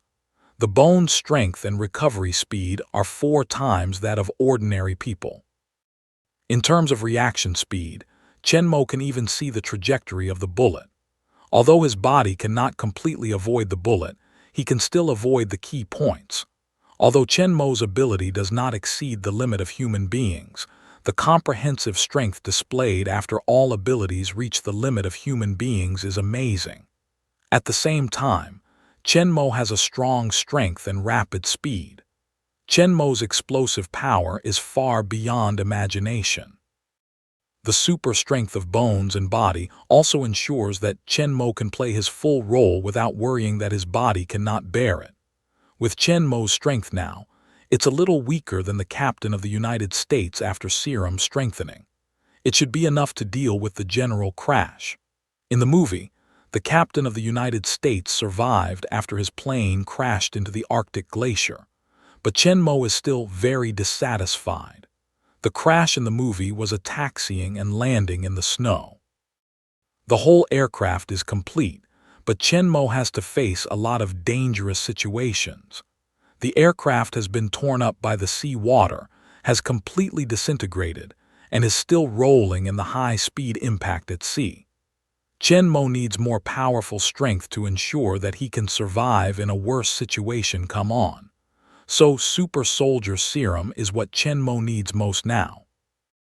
According to the original scenario, the 9-headed snake secret agent who was lurking in the United States was intercepted by the captain of the United States, who had just completed the reinforcement when he ran away with the serum. The operation failed, and he failed to bring back the serum. Moreover, after the inventor of the serum, Dr. Abraham Erskine, was killed, the serum could not be produced again. The captain of the United States became the only super soldier. After this period of organizational adjustment and personnel transfer, Hydra has been basically controlled by Chen Mo, and all construction and research have been on the right track. In order to get the vital super soldier serum, and for the next long-term plan, Chen Mo decided to go out in person. However, the departure time will not be too short. In order to prevent accidents in Hydra, Chen Mo spent several months to strengthen his control over Hydra. Many restless people were secretly disposed of. Those who were not firm were also sent to bases in Europe to give up. Of course, no one except Chen Mo knew that these bases all over Europe would be given up. All the people who stayed in Norway were loyal to the crazy worship of Red Skull. When Chen Mo tested his ability, the soldiers who guarded him witnessed Chen Mo's superhuman ability. Chen Mo could feel that after that, a group of 9-headed snake soldiers looked at him more fanatically. Chen Mo sometimes felt that he was a god. So far, under Chen Mo's cleaning and reorganization, the Hydra is completely in his hands. The whole Hydra's power is really used by Chen Mo. Chen Mo has not been idle in this period. There are many weapons and firearms in Hydra base. Chen Mo has made good use of his spare time to practice his shooting skills. Chen Mo has practiced pistols, assault rifles, and sniper guns. With Chen Mo's learning ability, perception, and control ability, he has made rapid progress in learning the shooting skills. After a period of practice, he soon mastered all of them, and the shooting method was not inferior to the sharpshooter in the army. Chen Mo's pistol, which focuses on practice, is more flexible and practical in close-up and complex situations, as well as Chen Mo's favorite sneak attack. There is room for it. It's only a matter of a moment to change the cartridge clip, and the fire endurance is almost unlimited. Chen Mo, the M1911 pistol from the New York Mafia, is easy to use, powerful, and stable in performance. With Chen Mo's shooting method, the moving targets within the effective range of 50 meters can be accurately hit the key point. Therefore, Chen Mo's space in addition to throwing knives and a pile of guns and ammunition. Chen Mo didn't put down the throwing knife. As for the silent assassination, the throwing knife is much better than the pistol. And it's not only the throwing knife, but also the knife, fork, chopsticks, pen, coin, and even the branch in Chen Mo's hands can become a weapon for killing people. With the improvement of power, the original throwing knife is too light for Chen Mo after the expansion of space. There is no need to consider the size. Chen Mo asked people to make a batch of new throwing knives with special alloy. They are 25 cm long, 3 cm wide, 5 m thick, and 200 g in weight. Whether they are used for throwing or as daggers, they are more convenient and powerful than the original throwing knives. Chen Mo, who is very satisfied with the new throwing dagger, has made hundreds of others and put them in the space together with the arms. Chen Mo, the long sword in the sarcophagus, also sent people to investigate. After consulting a large number of historical data and comparing them, the intelligence department came to the conclusion that this sword is probably King Arthur's sword in the legend, the Sword of the King, because its blade is like mud, also known as the broken steel sword, which is a symbol of heroic power and represents domination and destruction. Legend has it that King Arthur's stone sword was broken in battle. Later, with the help of Mage Merlin, he got the sword from the goddess in the lake. Before King Arthur died, he ordered Bedwell, a knight of the Round Table, to throw his sword into the lake. Bedwell lied that he had thrown it away. After King Arthur's third order, he reported that he had thrown it into the lake, and King Arthur closed his eyes and died. The style, pattern, and characteristics of the sword are very consistent with the descriptions in the historical books. It is likely that Bedwell did not throw it into the lake at that time, or someone later salvaged it from the lake, and finally it fell into the hands of the Norwegian royal family. Now the legendary king's sword has fallen into Chen Mo's hands. I have to say that this sword is worthy of the legendary holy sword. It can't be described as cutting iron like mud. The steel column with thick thigh is easily cut off by Chen Mo's strong swing. The blade is undamaged and deserves the name of steel cutting. Dr. Zola has studied its material. It is not any existing element on the earth. It is likely that it was forged by Master Merlin after the meteorite fell into the lake. This kind of meteorite material has a very strong performance. The hardness, toughness, and sharpness of the sword are very high, far exceeding all the alloys that appear in it. Chen Mo speculates that it is likely to be a special metal similar to Zhenjin and Edelman, or even stronger. In a word, Chen Mo likes the unexpected king's sword very much. He can cut iron like mud and use it easily. In addition to throwing knives, Chen Mo has another cold weapon in his arsenal. In September 1942, pedestrians in Brooklyn, New York, suddenly found that there was another Chinese martial arts school in the roadside building. New York's Chinatown is in Manhattan, and Chinese martial arts schools are all in Manhattan. Brooklyn, a newly opened martial arts school, has attracted many people's attention, with curiosity, doubt, malice, and greed. This is a single 3-story building with a large area and close to the street. It is of great value. Now the whole building has been transformed into a martial arts school. It can be seen that the owner of the museum has a lot of money. In Brooklyn, a Chinese with a lot of wealth is undoubtedly a fat sheep in the eyes of many people. Why Chinese people like to stay in Chinatown is not because of American discrimination and repression against Chinese people. As Brooklyn, the worst security city in New York, this situation will undoubtedly become more serious, and many people are secretly staring at it. At this time, Chen Mo was in the martial arts training room fighting with some strong men in shabby cloth coats and mandarin coats. Several people's skills are obviously much better than Chen Mo's, but they have been beaten by Chen Mo all the time. The gap in power makes them unable to perform at all. As Chen Mo blocks the blow to his abdomen, he falls to the ground with one blow before the other pulls back. At this time, no one can stand except Chen Mo. Your kung fu is good. You can stay in the martial arts school. Chen Mo arranged some messy clothes and said to some people lying on the ground. Chapter 9. A few people couldn't help but smile when they heard that they could stay. I don't care what status you used to be in China. From now on, you are the teachers of this martial arts school. Here, you must obey my rules. Speaking of this, Chen Mo looked at them seriously and said in a deep voice, I don't want to drive anyone out one day. These men are boxers who came to the United States from China to escape the war. They don't speak English. They have no skills except kung fu. They can only make a living by working hard at the wharf. In order to improve his fighting skills, Chen Mo specially found a group of boxers who had just arrived in the United States and were worried about their livelihood, and selected 4 of them with the best kung fu. After all, he was his own subordinate. Chen Mo still kept his right hand. A few people soon stood up and saluted Chen Mo with fists. They saw that his eyes were full of respect and gratitude. Thank you very much. Don't worry, we will not let the owner down. The answers of several people were loud and clear. These boxers are all local people in China. They are more or less proud, but their experience in the United States has already let them down their arrogance and pride. In this war-torn world, they are satisfied to live and feed themselves and their families.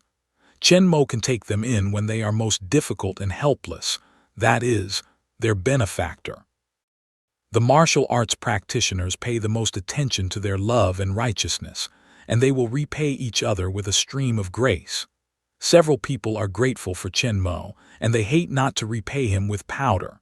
Moreover, the people of martial arts respect martial arts. Chen Mo is so young that his strength is far above them. Although his skill is a little rough, it will become stronger in a little time, to the extent that they can only look up to. How can they not be full of reverence? Looking at the looks of several boxers, Chen Mo nodded his head with satisfaction. All of them were men of true temperament which could be used for a while. There are 3 floors in the martial arts school. The 3rd floor is Chen Mo's private area. Other people can't go up at will. As an open area, the 1st floor includes the hall, training room, challenge arena, dressing room, and rest area.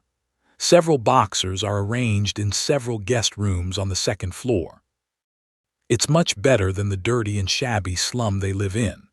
Several boxers looked at the spacious and comfortable room in front of them and felt a sense of inexplicable warmth in their hearts. They felt warm in their hearts, and the eyes of the smoked people were a little red. To be able to open a martial arts school in New York, Chenmo is no longer a black house, but the problem of identity is very good. Hydra lurks many spies all over the world, many of them in high positions. Before leaving Norway, Chenmo sent his real photos and fabricated identity to the past.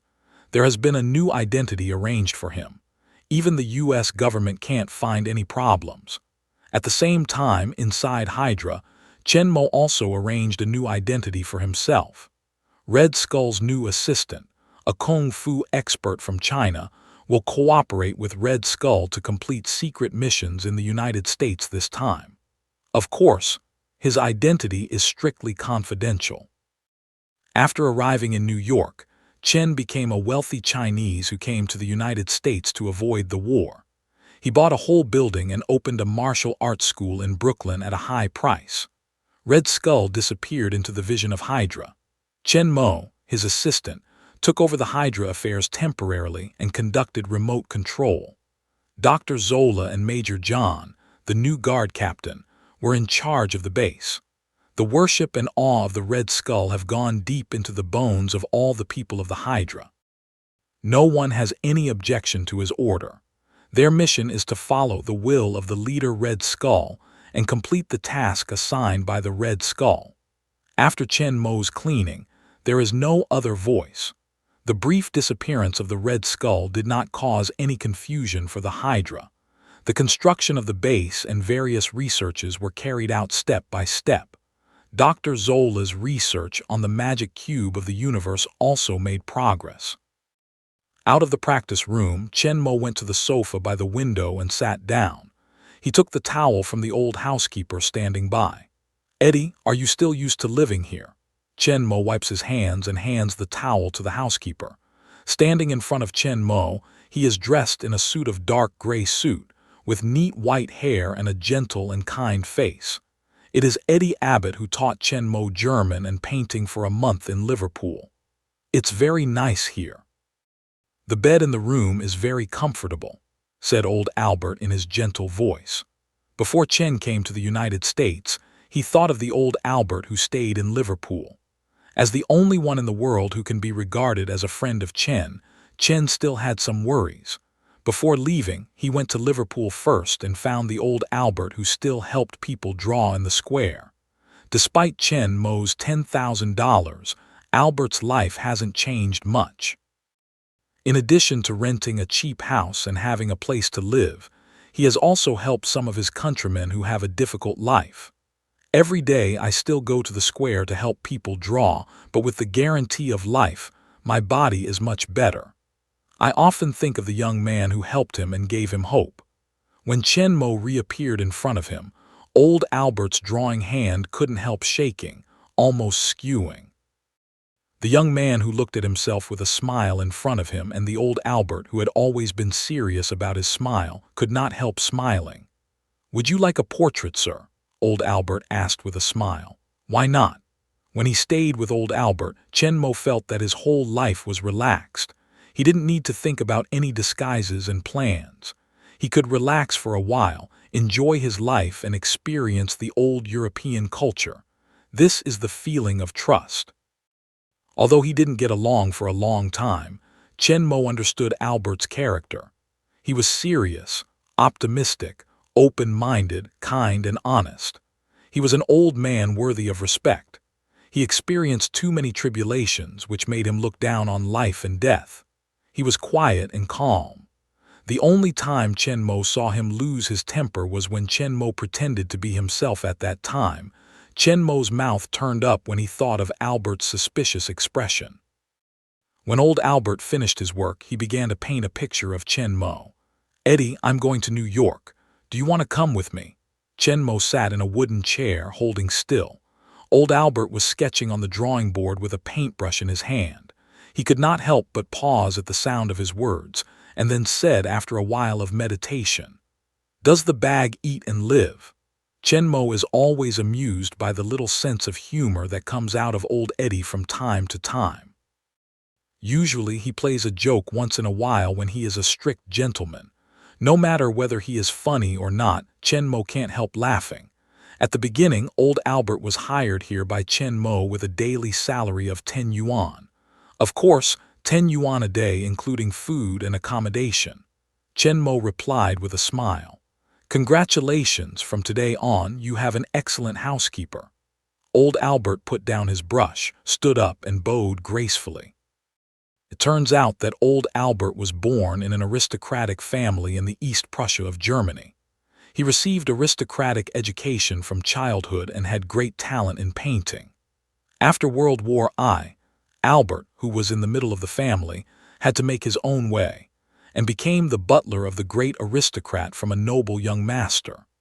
Until the noble master died, Albert, who was nearly 40 years old, decided to leave the castle to pursue his dream bravely and become an artist. Even he didn't think of it. After a circle, he finally went back to his old business and became a housekeeper. But he can't think of anything else that can help Chen Mo. He has basically learned his own skills. Now, with this advantage, he can help Chen Mo to take care of the logistics and take care of his life. But my life is also wonderful. I have enjoyed the luxurious life of aristocrats, experienced the vicissitudes of the world, bravely pursued my dream, and experienced the hardships of living in the open. Maybe Chen will bring him a more wonderful second half of his life. After the martial arts school opened for many days, no one came to learn martial arts. Chen Mo was not in a hurry. He studied and compared with several boxers every day. Before, Chen Mo had no such condition. There were few real practitioners in modern society. Several boxers can be regarded as a master in modern times. It's not easy to find one, let alone several to accompany him. Chapter 10. With the rich experience in actual combat and the accumulation of fighting skills, Chen Mo's fighting ability is rapidly improving, and his fighting ability is becoming more and more powerful. Several boxers look at Chen Mo with more respect. According to the characteristics of his strength and speed far beyond ordinary people, combined with various fighting skills, Chen Mo has gradually formed his own fighting style and created a set of fighting skills that are most suitable for him.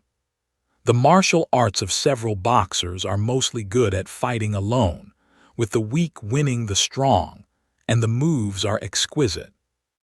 But many of them are not suitable for Chen Mo, such as combatant, capture, unloading, 4 or 2,000 caddies and so on, and the efficiency of killing the enemy is relatively low, unable to kill a large number of enemies quickly. Chen Mo's physical strength is far stronger than that of ordinary people. In many cases, he doesn't need too many skills. He is simple, direct, open, and close. The kung fu on the battlefield is actually more suitable for him. However, Chen Mo still learned a lot from the boxers, such as the attack on the vital points of the body, the skills of attack and exertion, the methods of evasion and rapid movement, which are very useful for him at present. Chen Mo has abandoned some complicated and exquisite moves and turned them into simple ones. The moves are fast and attack the key points directly. With Chen Mo's great strength and speed beyond ordinary people, he can exert amazing power. After his set of fighting skills is basically mature, Chen Mo also learned some skills such as entanglement, capture, and unloading that he gave up temporarily.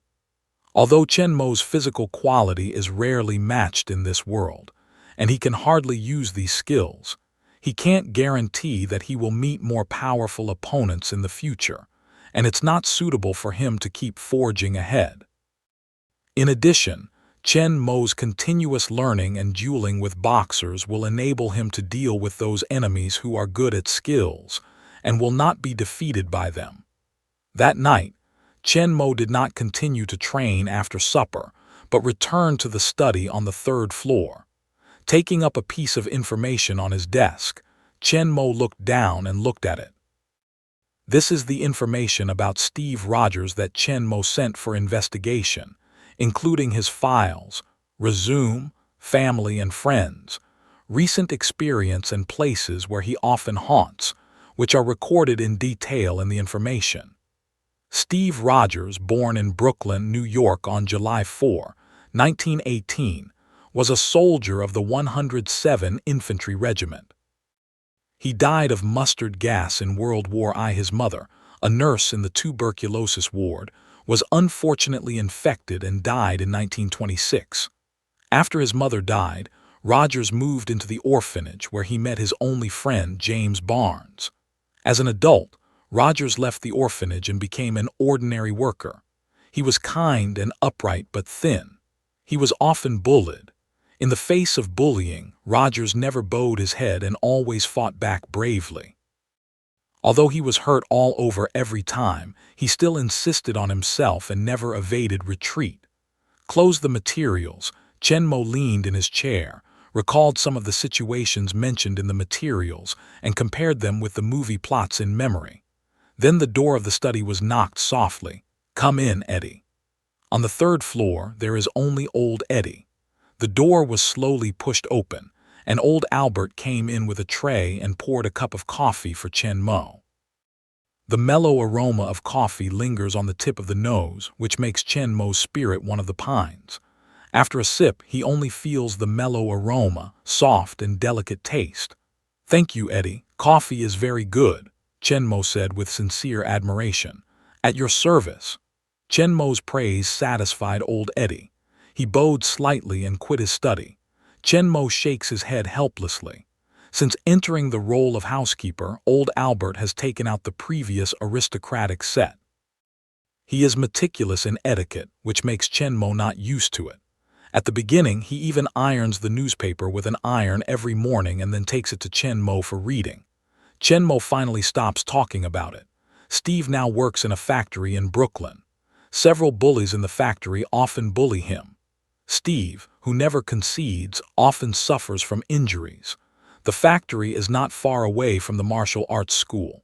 Every morning and evening, Rogers will pass by the martial arts school. Every time he passes by, he will look up curiously to see the Chinese martial arts school, which covers a large area. He didn't know the Chinese characters on the plaque. I heard that it was a place to teach kung fu, but he didn't have the money to learn them. The martial arts school is a very mysterious place in Steve's eyes. Once he happened to see that a skinny Asian was robbed by two white men. He was not strong, but he was fierce and quick. Steve was going to help him. Before he ran 2 steps, the 2 white men had been knocked down by him. A few days later, he met the mysterious Asian again. At that time, he was coming out of the martial arts school. It added another layer of mystery to the martial arts school, and Steve couldn't help being more curious about it. That night, Steve passed by again after work. Today's martial arts school seems a little unusual. A strange atmosphere envelops here. Steve can't help but slow down. In the martial arts school, Chen Mo is sitting on the sofa drinking coffee. Albert, the old housekeeper, is still standing by in a stiff suit, and 4 boxers are standing quietly. I couldn't help it at last, but it was several days later than I expected. Chen Mo put down his glass and looked through the window into the shadow of the opposite lane, where many hostile eyes were flashing in the dark. "The owner is Johnny the Mad Dog. The 2 guys I taught last time are here," said Huang Quan, a thin man. "Give them a step and they can't wait to jump out, a group of fools blinded by greed. Ah Quan, go open the door." Chen Mo's disdainful smile. It has long been found that someone is peeping in the dark. Chen Mo is determined to send Huang Quan to frighten the snake. At the same time, he specially plays a good play in front of Steve. As soon as Chen Mo's voice fell, the gate of the martial arts school was clapped heavily. As soon as Huang Quan came forward and opened the gate, a dozen white heroes came in with sticks and fish. There was a passage out of the crowd. A stout white man in a suit, a hat and a crazy face walked in slowly. It's Johnny the Mad Dog, one of the mafia leaders in Brooklyn. Glancing around the room, I found that there were only a few Asian people who were not strong and a white old man who was not young. Johnny, who consciously controlled the whole situation, walked to the sofa and was ready to sit down. "Did I seat you?" Chen Mo, who has been sitting safely on the sofa from the beginning to the end, suddenly said. Johnny's body is stagnant. As a mafia leader and one of the controllers of the underground order in Brooklyn, the defiant Johnny feels that his dignity has been challenged. The angry Johnny looked fiercely at Chen Mo on the sofa. "Boy, it seems that you can't teach me a lesson. You don't know who has the final say. Give it to me." "As you wish." Chen Mo waved, and the four of Huang Quan met the mafia thugs waving sticks. Like a tiger in a flock of sheep, under the swift and violent fists and feet of four people, there is no one enemy. A dozen thugs lie on the ground in a moment. All of a sudden there was silence in the field. Only a group of thugs groaned painfully. At this time Johnny's face was even worse. "Who do you think has the final say?" Chen Mo looked into Johnny's eyes and asked in a low voice. "Ha ha, ha ha. Chinese Kung Fu is really powerful. Unfortunately, this is America. Here we use it to decide who. Say now, count." The expression on Johnny's face suddenly changed. He took out a pistol with a laugh and pointed at Chen Mo and said grimly. On the ground lie a group of dozen hands. Also a few people take out a pistol to point at Huang Quan. Four people slowly stood up. The situation seems to be in the hands of Johnny again. "Gun. I have it too."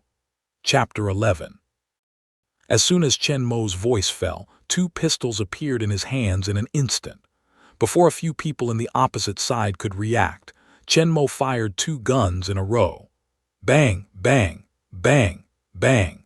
A series of intense gunshots were heard closely and briefly, and all the gunmen on Johnny's side were holding their arms in agony, and all the guns in their hands fell to the ground. In a short moment, the situation in the field reversed again. Put the pistol with white smoke at the muzzle of the gun on the tea table in front of him. Chen Mo took a look at Johnny, holding his arm and covering his forehead with cold sweat. "It seems that I still has the final say, do you think so?" asked Chen Mo in a cruel way. "Yes, yes." Johnny felt that his back had been soaked in cold sweat. He was a martial arts practitioner.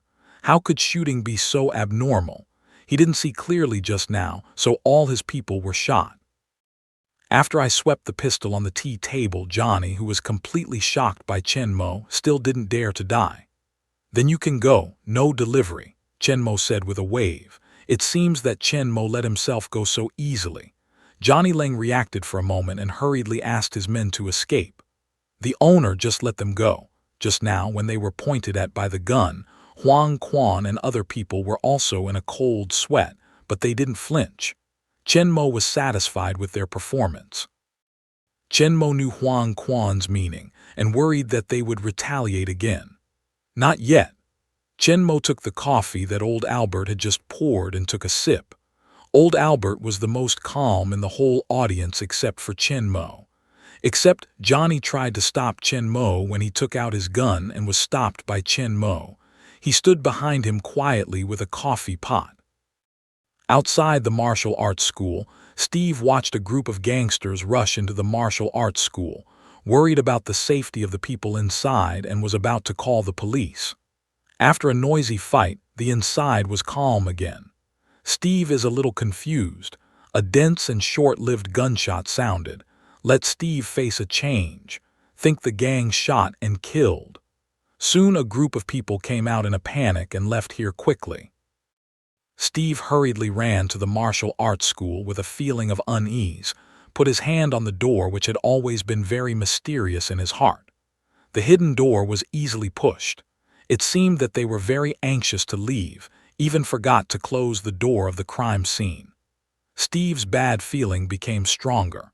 In his heart, Steve, who imagined all kinds of possible scenes, was stunned when the door was completely opened. There were no corpses everywhere, no blood flowing into the river. The people in the room were all around the sofa talking about something. When he heard the sound of opening the door, several of them turned their heads together and looked at him with strange eyes. Looking at the scattered blood on the ground at the entrance to his eyes, Steve reflected that he was afraid of making a wulong. The mafia just now were not eager to leave the crime scene, but were beaten by several people in front of him and fled. Steve could not help blushing under the gaze of Chen Mo's few people. Well, I saw the door is not closed. Steve didn't know how to explain. He rushed into other people's houses. He couldn't say he thought they were all killed. The expression on his face was wonderful for a while. Come in. Chen Mo looks at the thin figure at the door. His face is a little embarrassed, but he still can't hide the kindness and integrity in his bones. If other people had been far away, they would never come to this muddy water. Did you see those people come in and hear the gunshots, afraid that something might happen to us? Chen Mo helped Steve tell the truth. Yes, sir. Steve felt relieved and looked at Chen Mo gratefully. Come and sit down, Eddie, get him a cup. Chen Mo asked. Steve didn't go either. He had to come in. At this time, he had the opportunity to take a good look at the mysterious martial arts school. The independent practice room was covered with thick mats. In one corner of the hall, there was a small challenge arena. In the spacious hall, there was a solid wood floor. Several weapons racks were placed neatly near the wall, which were full of weapons of different lengths. Most of Steve had never seen them before. There was only a set of sofa and tea table near the window. The layout of the whole martial arts school was very simple and tidy, not as magnificent as Steve imagined. Steve dawdled for a long time before he sat down in front of Chen Mo.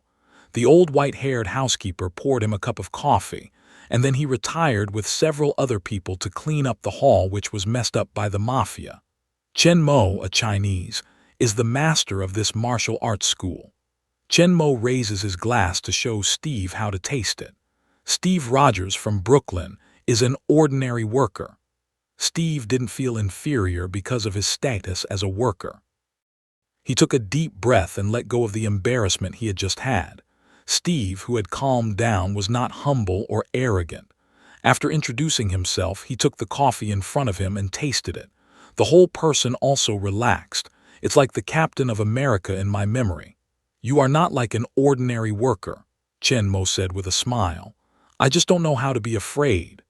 Steve thought of his emaciated body. He said with some self-mockery. We have an old saying in China that the brave win when we meet on a narrow road. Chen Mo's tone is gentle, like an old man who is good at persuasion. There are many powerful people, but few people who really have courage. It is the most important thing for a strong person. The people you saw outside just now, do you think they are powerful? Chen Mo raised his finger and asked outside. Steve looked back at the mafia gang. They're all strong and there's a lot of them. But they were defeated. They didn't even have the courage to resist in the face of people stronger than them. They ran away like cowards, so they were all weak. And you have a brave heart, so in my opinion, you are stronger than them. Chen Mo looked at Steve seriously and said, But my body. In fact, Steve didn't want to admit that he was a weak man, so he fought again and again. Chen Mo waved his hand. The body is external and can be strengthened through exercise. What's important is that you have the courage to fight against enemies stronger than yourself, and you can live and die without fear in the face of a desperate situation. Never give up.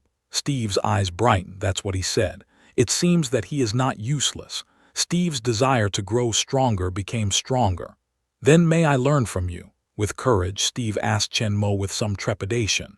Chen Mo nodded affirmatively. Of course, you are talented. But I have no money, Steve said with some loss. I'm still short of an apprentice. In addition to martial arts, I have to be responsible for health and chores.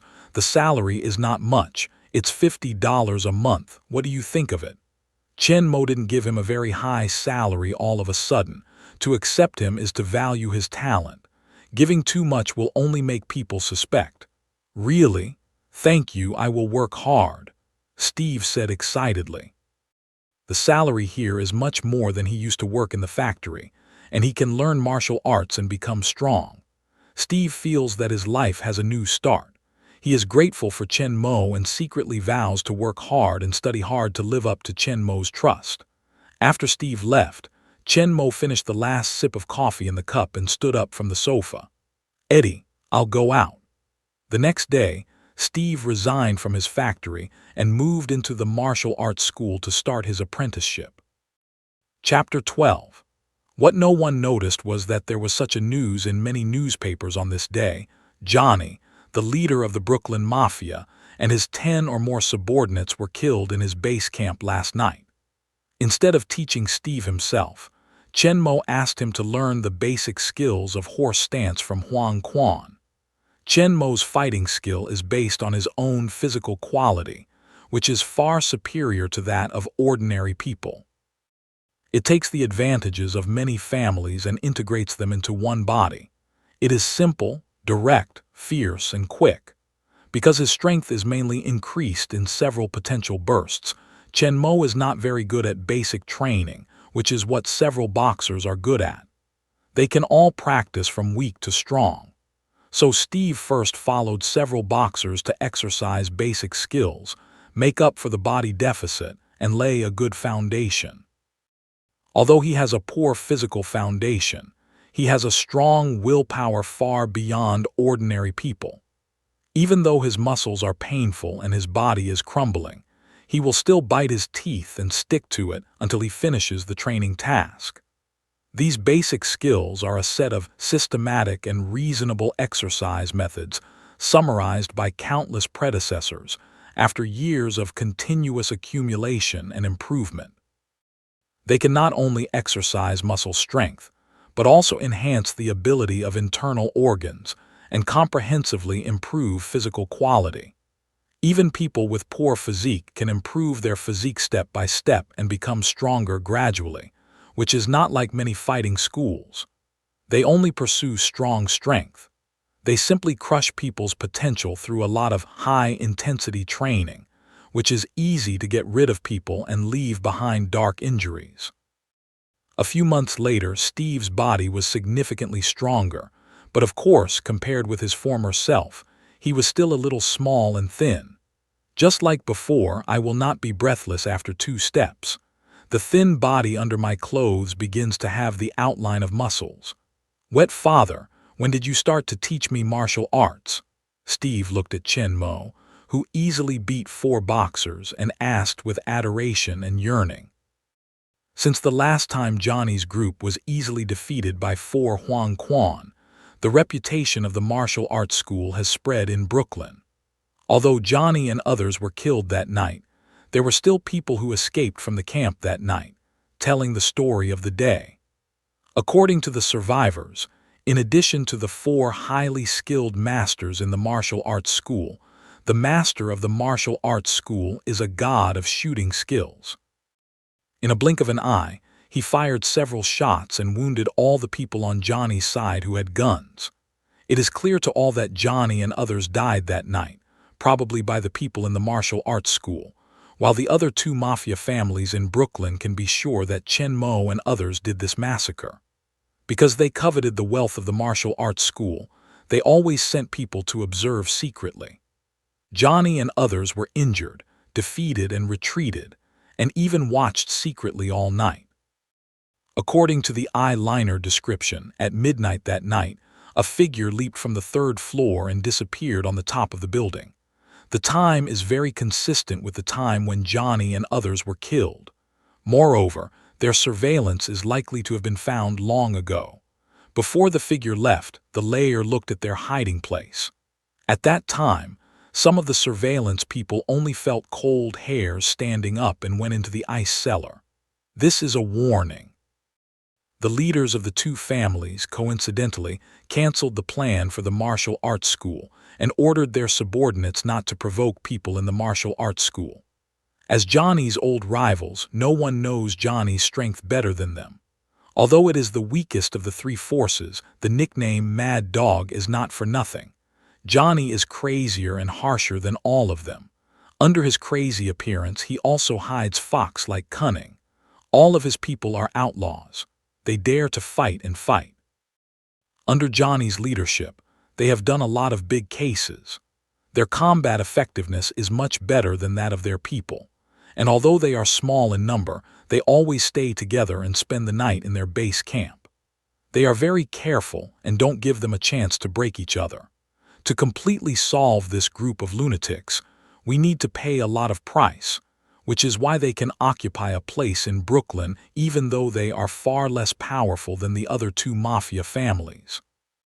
Now Johnny, the most powerful mad dog, and his elite subordinates were first defeated by several people, then infiltrated into the base camp alone, and all of them were assassinated. The remaining two forces had to face up to the Chinese martial arts school that they once regarded as a piece of fat meat. With the spread of the martial arts school's reputation, some people began to come here. After learning the strength of several fighters, they willingly paid the tuition. As a result, Steve had several more junior brothers. Seeing that the younger martial brothers began to learn martial arts with their respective teachers, Steve could only take a horse stance in the corner of the hall. Steve couldn't help being worried. Listening to a foreigner call himself Wet Father, Chen Mo is a little upset, but thinking that this is the future superhero captain of the United States, in fact, is also acceptable. What are you anxious to learn martial arts for? Chen Mo held up the master's heirs. In order to be strong so that I can join the army. Steve said that when he joined the army, he always had a dream. Unfortunately, his weak body made him eliminated again and again. Join the army to kill? Asked Chen Mo, looking into Steve's eyes. No, I don't want to kill anyone, I just want to protect my country. Steve shook his head. What if your country is at war with mine? Invasion? I don't think I will. Steve said seriously. Your country has ordered you to go. When Steve was asked, Chen Mo patted him on the shoulder. I just want to tell you, don't be used by politicians and don't limit your vision to one country. I hope you can have a great dream like me. Wet Father, what is your ideal? Steve was curious about it. My ideal is world peace. Looking at the adored Steve, Chen Mo smiles quietly, turns around and sits on the sofa, waiting for old Eddie to make coffee for him. The next day, Steve officially began to learn fighting skills with Chen Mo. It has to be said that Steve is really gifted in fighting. With Chen Mo's meticulous instruction, his fighting ability has improved rapidly. Although his strength is weaker than that of other junior brothers, he can always win the final battle. Fighting skill is on the one hand, more importantly, Steve has a kind of indomitable, courageous spirit, innate momentum on the overwhelming opponent. Even if he is not strong enough to fight hard, he can always hold on until his opponent falls first. Even if he is knocked down, he always gets up quickly until he defeats his opponent. Slowly, the younger martial brothers didn't want to compete with him anymore. He had to fight with several boxers. Of course, the result was always very miserable, but the strength was advancing rapidly. Steve enjoyed it. In a twinkling of an eye, in April 1943, Chen Mo has been in the world for more than a year. From winter to spring, it's a new beginning. Chen Mo, wearing a light and soft sweater, sat comfortably on the sofa in front of the window, looking out at some cold streets with a cup of coffee just made by old Eddie in his hand, and took a sip from time to time with a very comfortable expression. Where did Steve go? As soon as he was praised, he began to be lazy. Chen Mo joked to old Albert. You've been refusing to let him sign up for the army. Today, Jack, Huang Quan's student, passed the conscription assessment and officially joined the army. Steve is very lost. I'll let him go to a movie to relax. Old Albert smiled and said his face could not help showing a love, and he also liked Steve, a simple and kind guy. I'm good for him, too. I haven't been there before. Chen Mo shook his head and continued to lean on the sofa, enjoying the peace at the moment. But soon, at this time, Steve was in the alley behind the cinema facing a tall man. Chapter 13. The patriotic propaganda film just before the movie made Steve's blood boil. He wanted to join the army and go to the European battlefield at once, but a young man in front of him shouted impatiently, "Who cares? Let's play the movie. Hey, focus." Steve was so disgusted with his behavior that he stopped. When the propaganda film was broadcast to the scene that the brave soldiers in overseas battlefields were seriously injured and lying on stretchers, many people at the scene had red eyes and some women even left tears. But the young man began to shout again. "Come on, don't put this. Let's play the movie." Steve was really angry this time. "Shut up." The young man in front of him rose to his feet. He was a whole head taller than Steve. He was very strong. After that, they came to the back alley, ready to solve the conflict in a man's way. Of course, the strong man also looks like Steve is good at bullying and wants to bully the weak. The strong man looked down at Steve in front of him. He was so small and thin that he dared to challenge himself. He didn't know what to do. He had to show him some color. Steve also looked up at the strong man in front of him. The master said that when a person made a mistake and the speech education was useless, he would beat him hard, which would help him remember the lesson and correct the mistake. Steve himself is often beaten by Chen Mo. He has a deep understanding of this. He really has a long memory. See, in front of the weak guy even dare to stare at themselves. The strong man roared, angrily punched in the past. If Steve had been knocked down, he would have been beaten to the ground. But now, in Steve's opinion, the punch of a strong man is only powerful and slow. Steve easily sidestepped and hit the exposed armpit of the strong man hard to do harm. The strong man felt a sharp pain in his armpit just now. His whole arm was unconscious and he hung down feebly. The strong man didn't give in, turned around and hit Steve with his other hand. One arm couldn't move, and he couldn't keep his balance, which made the body of the strong man a little unstable. In Steve's view, this fist was not a threat at all. Steve rushed forward, dodging the attack, and hit the right side of the opponent heavily again. The fragile liver was hit. An unprecedented sharp pain spread all over the body. The strong man's face turned white instantly. He could not help but cover the hit place, and the whole upper body bent down. At the same time, Steve turned behind him and kicked at the corner of his leg. The strong man's knees were numb and his legs were soft. The whole man fell to the ground with his stomach in his arms. This time, the strong man was really unable to resist. Lying on the ground, he felt pain all over his body and couldn't move a finger. Steve raised his foot again and kicked him in the face. In his frightened eyes, he could stop his foot in front of his eyes. "When you bully, be prepared to be bullied by others," Steve said, slowly retracting his feet. "Soldiers fight for us in the battlefield, but you bully the weak in the rear with your own strength." Steve took out Chen Mo's style when he was educating him and said with a serious face, but the strong man on the ground was speechless at this time. "I wanted to bully the weak, but where are you weak? I am the one who is bullied. When power is used in the right place, it is a respected hero. When power is used in the wrong place, it is a bully that everyone hates. Do you want to be looked down upon forever?" Steve then turned and left, leaving the man in deep thought to lie on the ground. This is the first time that Steve wins when he is bullied. The whole person feels refreshed, as if his body and mind have been liberated and sublimed. It's nice to have power. Steve can't help but think of Chen Mo, who has given himself power and changed his life, Shifu. Steve mutters to himself. Just out of the alley, Steve saw his friend James Barnes. "Hi, Bucky," Steve shouted happily. At this time, he wanted to share his happiness with his friends. "Steve, you guy. It's agreed to watch a movie together. I'll come later. Why do you come here?" Bucky walked quickly to Steve, his mouth full of complaints. When Bucky approached, Steve realized that he was wearing a military uniform. "You got the order?" Steve looked up and down and asked. "The 107th Infantry, Sergeant James Barnes, set sail for England in the morning," Bucky said proudly. Steve heard that he was silent for a while. "I should go together." Steve's tone was a little low. Although he had been eliminated because of his poor physique several times before he signed up for the army, he was confident that, with his current strength, as long as the application was sure to pass, only Master could not say the time. Steve is still very respectful and grateful to Chen Mo as long as his words do not violate the principle. Steve is willing to listen to them. So although he is eager to join the army and serve the country, Steve has not signed up again.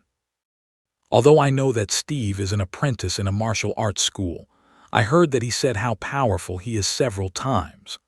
All the younger martial brothers in the martial arts school are not his opponents, but Badgie, who grew up with him, thinks he knows his body very well. He thinks that his so-called junior brothers are just a group of children just bragging in front of him. So seeing Steve in a low mood, Bucky just thought he couldn't pass the conscription test, so he quickly shifted the topic.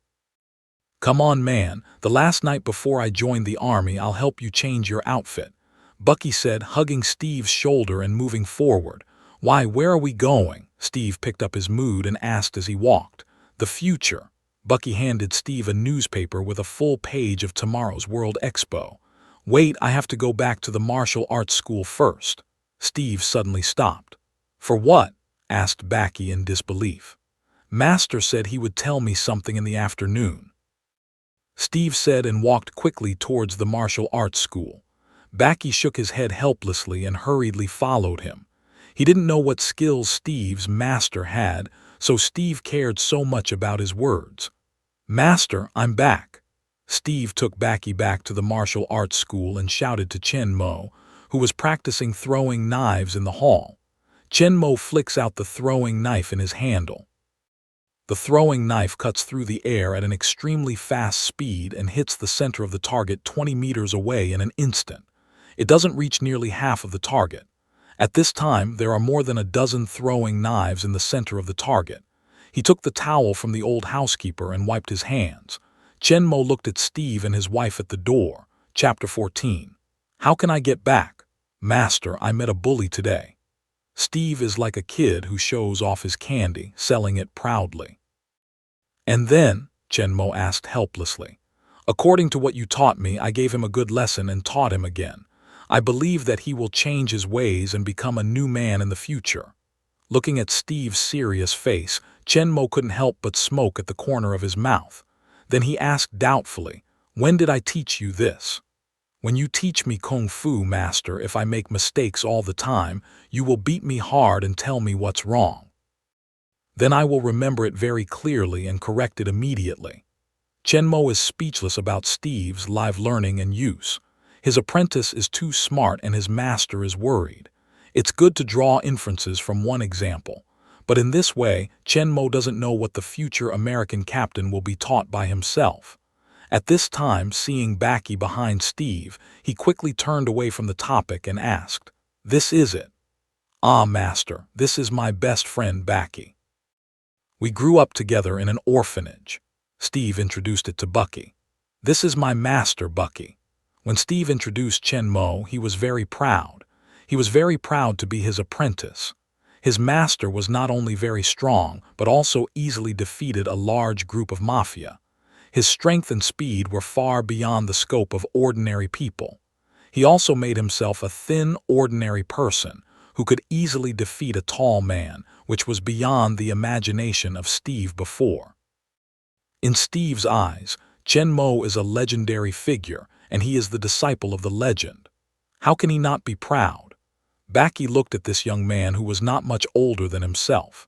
If he hadn't just seen the power, speed, and accuracy of throwing his throwing dagger, it would be really difficult to connect him with Steve's highly praised and powerful master.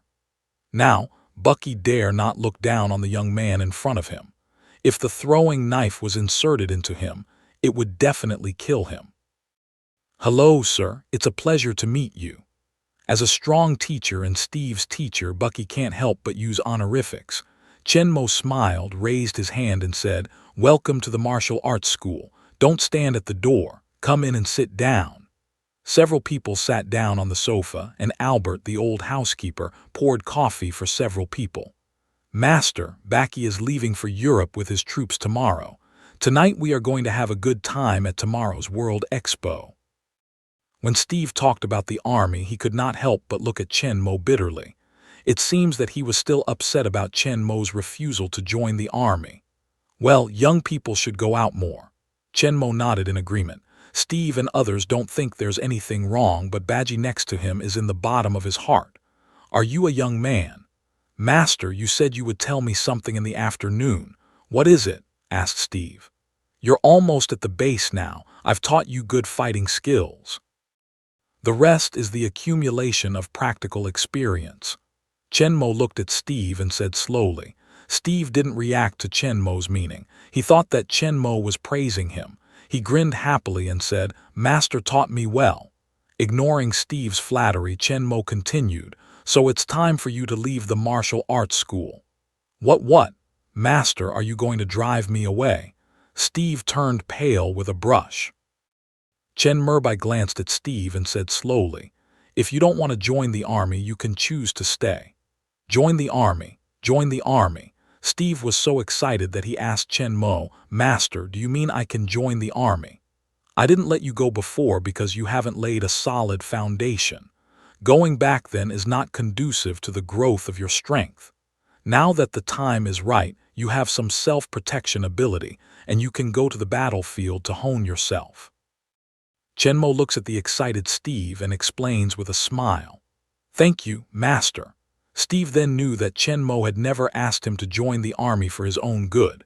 He wanted him to lay a solid foundation and go back when he had the ability to protect himself. Steve was moved to thank Chenmo, thinking that he always complained about Chenmo before, and said shamefully, I'm sorry, Master, I always complained about you before. Well, Master didn't blame you. Aren't you going to the expo? Let's go, we'll go together. Chenmo stood up and said. Steve sniffed at the words and asked strangely, Master, are you going too? I'm a young man too, okay? Chen gave Steve a white look. The old housekeeper drove 4 people to the exhibition hall together. You can play with me. I'll hang out with Eddie. With that, Chenmo turned and left with old Albert. Steve and Bucky looked at each other, shrugged helplessly. Let's go, Master's idea can't be guessed. The two found 2 girls that Bucky had arranged for, and the 4 strolled around the venue together, while Chenmo led the old housekeeper straight to the modern Miracle Exhibition Hall. There are many science fiction booths in the venue, and the bright red car on one of them attracts Chenmo's attention. This should be the anti-gravity car invented by Howard Stark. Although the technology is not mature now, there is a lot of room for future development. I strolled around casually with old Albert, and soon the exhibition of the anti-gravity car booth began. Chenmo saw that Steve and Bucky were also standing under the stage with 2 girls. Ladies and gentlemen, Mr. Howard Stark, please. Surrounded by a group of young girls, the handsome Howard stepped onto the stage. Ladies and gentlemen, if I told you in just a few years, your car would never touch the ground again. As Howard's voice fell, several girls took off the tires of the car together, revealing the mysterious device installed at the back of the wheel. Yes, with Stark's anti-gravity technology, it will be possible. As Howard slowly pushed the control lever, the whole car slowly suspended, and everyone on the stage exclaimed, God, it's incredible! My God! Unfortunately, before the crowd was excited for a long time, the anti-gravity device suddenly sparked and the car hit the stage heavily. I said it's going to be a few years, isn't it? Howard explained with some embarrassment.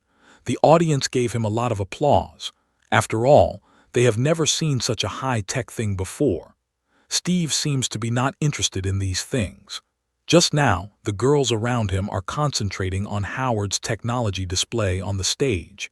He hands over a bag of snacks at any time in order to get the girls' big white eyes. Steve didn't know how to get along with girls at all.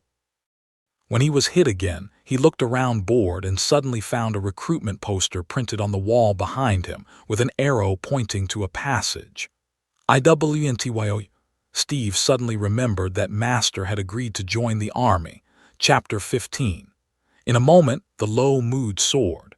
Steve didn't have the heart to see any more exhibitions, nor did he say hello to them. He left the exhibition hall directly in the direction indicated by the arrow. After a while, Bucky found that Mrs. Stye was gone. He looked around and soon found the recruitment poster. He knew Steve very well and immediately thought that Steve must have signed up for the army. In the distance, Chenmo watched the 2 men leave one after another, and he also took Albert with him. When Chen Mo arrived at the recruitment office, Steve and Backy were arguing at the passage. "Do you really want to try again? Anyway, this is a carnival when I try my luck. What's this time, Ohio?" Steve had tried to lie about his identity several times before meeting Chen Mo. "It's illegal to forge recruitment information. They will catch you. If they recruit you, it will be even worse.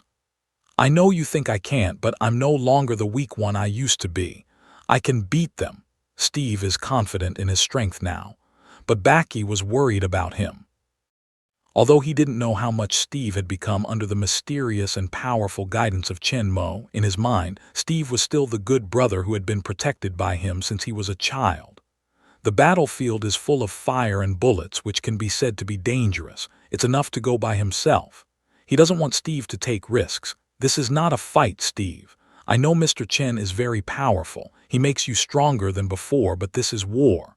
I know it's war, so I've got my share. It's not easy to be strong." Master agrees. Steve can't wait to go to war and serve his country. Then find something else to do. Bucky still wants Steve to stay in the safe back. "What to do? Canning for the soldiers. I don't want to sit in the factory, Bucky," Steve said with some excitement. "I don't." Before Bucky finished, Steve interrupted him. "Bucky, come on. Everyone is fighting hard on the battlefield. I can't hide in the rear. You don't understand. I'm not trying to prove anything." "No wonder you just want to prove yourself." Backy knew Steve well. He knew the reason why Steve always wanted to join the army. In addition to serving the country, he also wanted to prove himself on the battlefield. His weak body didn't make him abandon himself, because he had a strong and unyielding soul in his heart. They looked at each other silently, but neither of them would give in. At this time, Backy's companion came to him and shouted in the distance, "Excuse me, are we still going to dance?" "Of course," Bucky turned and said. Turning around, Backy helplessly looked at Steve, who was stubborn. As he walked, he said, "Don't do anything stupid. Wait for me to come back. Be careful and win the war when I get there." Watching the two people say goodbye, Chen Mo knows that the next meeting will be a long time later. Chen Mo looked again and stood in the corner, the elegant middle-aged man with glasses. Just now, when Steve and his wife were talking, he just stood beside them and listened to their conversation. He's the creator of Super Soldier Serum, Dr. Abraham Erskine, and Chen's goal this time. Seeing Backy take the girls away, Steve is about to leave. Chen Mo stops him. Dr. Erskine, who has been focusing on Steve, has also turned his attention to Chen Mo. He is looking for the right person to carry out the first serum enhancement experiment. He thinks that the person he wants should be a caring, compassionate person who will not abuse his power. The American soldiers that Colonel Phillips prepared for him are obviously not satisfied with him. At this time, Steve, who suddenly appeared in his vision, attracted his attention. Although he was thin and weak, he still devoted himself to serving his country. His vision was pure and peaceful, which met the requirements of Dr. Erskine's mind. "Steve." Chen Mo comes over with Albert. "Master, why are you here? Are you going to join the army?" Steve said jokingly. "Of course, my disciples are all on the battlefield. How can my master fall behind?" Chen Mo's answer was a little unexpected to Steve. "Besides, you are too weak to go to the battlefield alone. I can go with you and take care of you by the way." "Master." Steve's eyes were red with emotion. Chen Mo is a little embarrassed to keep fooling Steve like this. Steve is kind-hearted in nature and very intelligent. He is too straight and doesn't know how to change, but he is a qualified good apprentice. He has always respected and believed Chen Mo. Chen Mo really treats him as an apprentice. With Chen Mo, his ending will never be as tragic as that in the original plot. At least, Chen Mo, the master, has paid attention to his life and won't let him have that kind of regret. Put down the guilt of fooling the simple apprentice, Chen Mo patted Steve on the shoulder. "Let's go. If you can't pass this time, I can only go by myself. You can stay in the martial arts school and continue sweeping the floor." As soon as he heard that he wanted to stay in the martial arts school and sweep the floor, Steve quickly shook his head. "Master, under your training, I'm already very good. I'm sure to pass this time." I hope so. Watching the two men go to the conscription office together, Dr. Erskine smiled with interest and followed them. As expected, during the physical examination, Dr. Erskine appeared. Joining the super soldier program is the best way to get serum. Otherwise, we can only rely on spies to capture serum like the original scenario. But without Stark's life ray, Chen Mo is not sure what the consequences will be if we inject serum directly. Besides, Chen Mo didn't just want to get a serum.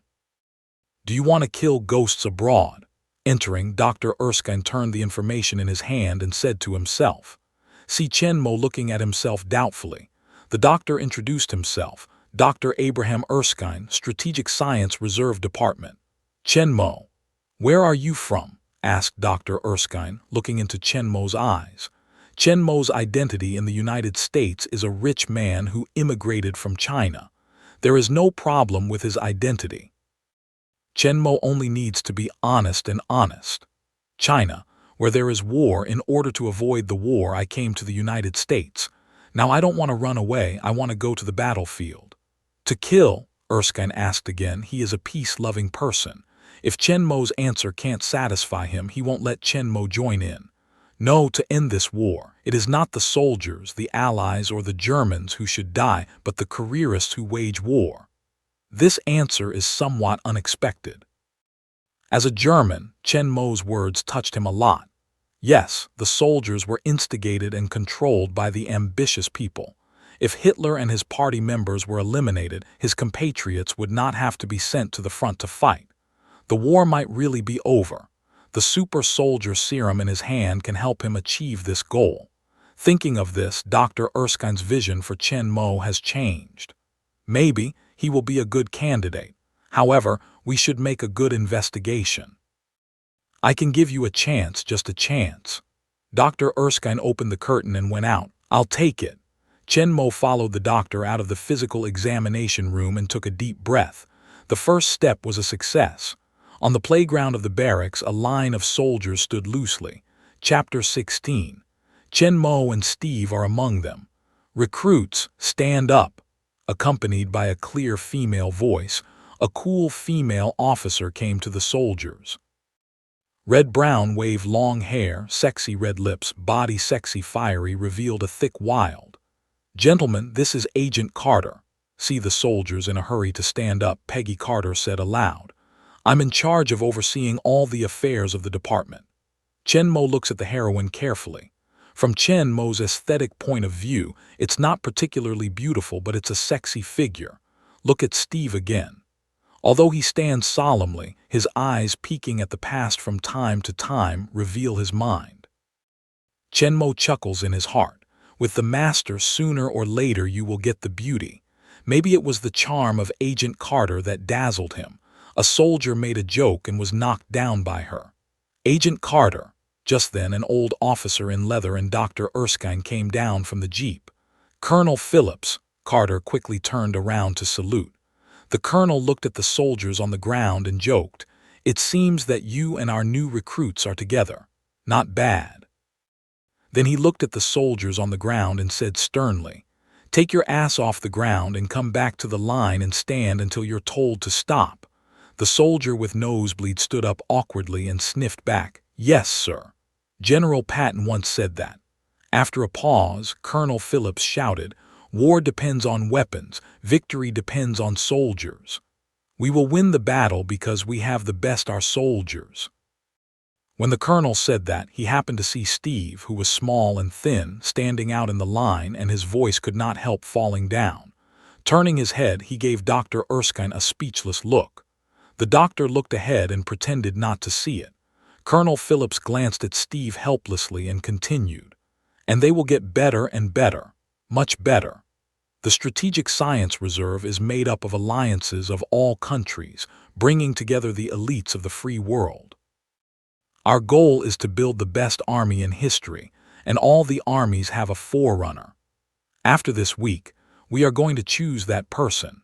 He will be the first super fighter of our new generation.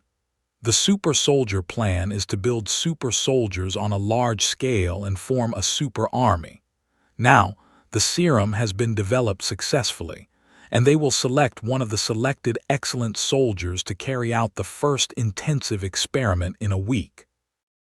At this time, Chen Mo's physical quality has already been far beyond the ordinary people's limit, close to the human limit, and super soldier serum will help him to break through this limit and reach an unprecedented height. Depending on the intelligence and physical quality that surpasses ordinary people, Chen Mo's performance in training is still eye-catching even if there is reservation, and almost every project is the first. Physical training, obstacle crossing, 100m sprint, 10km cross-country, all kinds of rigorous training subjects seem to Chen Mo as simple as a child's family, which can be easily completed without much effort. Colonel Phillips was very pleased with the excellent performance of Chen Mo, the best soldier he had seen in so many years. If Chen Mo, a tall and vigorous man, can be accepted for his performance, Steve's performance is somewhat unexpected. Almost everyone thought that this small, thin little man couldn't finish the training at all, which surprised everyone. Although he wasn't as strong as Chen Mo, most of them were only middle or even behind. He finished every training project, which was not inferior to other people. This surprised everyone greatly, and also caused Carter's successfully attention of workers. In fact, Steve's physical quality is only slightly better than ordinary people under the systematic and reasonable exercise. Compared with other elite players, he is still much worse. The reason why he can perform well in the training assessment is mainly due to some skills taught by Chen Mo and his strong willpower. In order to complete the training and to have the best performance, Steve will try his best every time.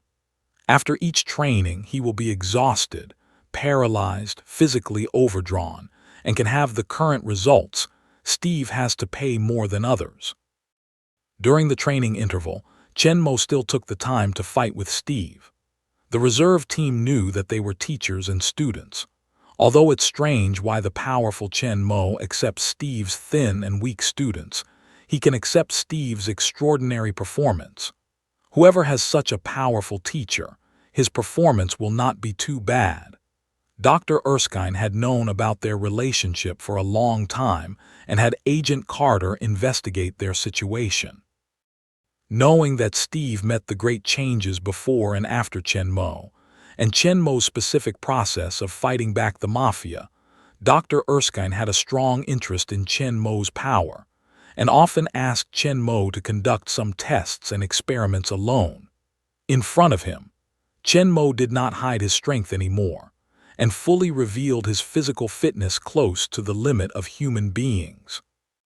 Of course, as for the source of strength, Chen Mo explained that the ancient Chinese secret martial arts need to be trained in a special way for a long time and with high difficulty since childhood, and have extremely demanding requirements for talent. There is no one who can achieve his strength. Under the coaxing of Chen Mo's mysterious terms such as qi sense, internal power, acupoints, and meridians, the doctor had to give up the study of this new way of strengthening regretfully. But his powerful body itself is a good research material. Dr. Erskine began to study his powerful body instead, which was mutually verified with the theory of super soldier serum, and optimized the serum. You should know that the previous research of Doctor is based on the theory and animal experiments. The only human strengthening, that is, the Red Skull Schmidt, also has great sequelae after strengthening. Moreover, Doctor has no chance to study this failure. So the doctor is not satisfied with the current super soldier serum, but he has no way to go further. At this time, Chen Mo's appearance gives him hope. A perfect body which has not been strengthened is almost the same as his calculated physical quality after serum strengthening, undoubtedly making his serum have a further possibility. After a week's delay, Dr. Erskine returned to the study of serum. The reserve team's training time has also been extended, but Chen Mo, who was originally training with them, seldom appears in the training ground but often stays with Dr. Erskine. And Chen Mo's harvest during this period is also quite abundant. Chen Mo is not going to snatch Steve's chance. Chapter 17. Steve needs this opportunity very much. It's an important turning point in his life. Chen Mo, the master, will not be destroyed. Moreover, Chen Mo has a better and larger plan than directly replacing Steve to carry out intensive experiments. The extraordinary intelligence brought by the extraordinary mental power makes Chen Mo see the problem more clearly and thoroughly. When he wants to play a big game of chess, he will get more than just a serum enhancement. What he's going to do now is to get Steve strengthened as he was, and at the same time, to gain the trust of Colonel Phillips, Dr. Higgins, and Agent Carter. As the leading core of the Strategic Science Reserve team, the three of them are a very important part of Chen Mo's next plan. It's not easy to gain their trust, but Chen Mo is not alone. Behind him is a huge organization, Hydra-headed Snake. In fact, his strength is far beyond the Strategic Science Reserve team. The senior officials of the allied countries controlled by Hydra and the huge and strict intelligence organization made a good cover for Chen Mo's identity. No matter how they investigated, they could not find any flaws at all, but Chen Mo knew them well. After finding out Chen Mo's background, the doctor was very relieved. With Chen Mo's strength, it could not be a spy sent by Hydra. If Hydra can produce a spy with Chen Mo's strength, it means that they have mastered the way to strengthen the serum, which is no less than that of super soldier. There is no need for Chen Mo to steal the serum and directly send someone to assassinate him, that's it. What's more, the doctor believes that Chen Mo is not a bad person in his own eyes. He can feel his kindness and magnanimity from Chen Mo. In fact, it's not how good Chen Mo's acting skills are. Although he joined the Strategic Science Reserve team for his own purpose, he didn't mean anything to the doctor and Agent Carter. What he wanted to do was not only for himself, but also to rewrite their original tragedy. So Chen Mo didn't feel guilty to them. He was naturally magnanimous. The ending of several people in the movie is not good. After the successful serum strengthening experiment, Dr. Erskine was killed by the spy of Hydra in the laboratory, and Howard was also killed by Badgie, the Winter Soldier who was brainwashed and controlled by Hydra many years later. Although Steve and Carter were not killed, they suffered more. They finally found their true love, but they were separated by fate. 70 years. One is frozen in the sea, and the other is old while waiting. When we meet again, it's a matter of fact. Finally, Steve personally carries the coffin and sends off his lover who has gone through his life alone. All these tragedies will be rewritten by Chen Mo. Compared with this, Chen Mo's concealment is nothing. Because he has to cooperate with the doctor's research frequently, Chen Mo has become a regular guest of the laboratory. After completing his task, the doctor will not rush to drive him away. He wanders around the laboratory with him. Without any worries, he would have liked Dr. Erskine of Chen Mo and had no much precautions against him. So when doing the experiment, the doctor didn't deliberately avoid him. He would explain Chen Mo's interest carefully. With Chen Mo's strong learning and memory ability, he soon mastered these biological knowledge and could draw inferences from one example and put forward some ideas of his own. Shocked by Chen Mo's gifted learning ability, the doctor believed in Chen Mo's talent and began to deliberately teach him about biology. Of course, no one knows the core formula of super soldier serum except Doctor. In his early years, Doctor was controlled by Hydra and forced to strengthen Red Skull Schmidt. Therefore, he has been deeply afraid of Hydra. He's also worried about the formula leaking and being used by Hydra, so no one in the movie can make hemorrhagic again after his death. In fact, as early as in college, Chen Mo, who has excellent memory, has read almost all kinds of books in the school library. He has a deep understanding of biology, physics, and other basic disciplines, many of which are beyond the world. However, many advanced scientific and technological theories involved in the doctor's intensive serum are also not available in the modern knowledge system. With Chen Mo's more and more understanding of super soldier serum, many of the ideas put forward by him can't help but praise Dr. Erskine. Later, the doctor and the colonel simply proposed that Chen Mo should be transferred to the laboratory. At present, the core task of the Strategic Science Reserve is to develop super soldier serum. The selected elite soldiers themselves are to serve as the objects of serum experiments. Although the colonel didn't want his favorite soldier to change his career and become a researcher, he had to comply with the doctor's request and transfer Chen Mo to the laboratory. Chen Mo's identity also officially became Dr. Erskine's assistant. In matters related to serum, the doctor has more say than the colonel. In the movie, the colonel doesn't really like the thin Steve. He prefers the excellent soldier Gilmore Hodge in training, but he can only suggest that, in the end, the doctor's Steve is strengthened. Early in the morning, Steve and they set out early again for field training. Chen Mo took advantage of this time and came to the playground early. He found a tall and straight red maple tree as the target and practiced the throwing dagger which had not been practiced for many days. With a belt full of throwing knives at his waist, Chen Mo stood 20 meters away from the tree. A silver flash, accompanied by the aggressive flying knife into the wood sound.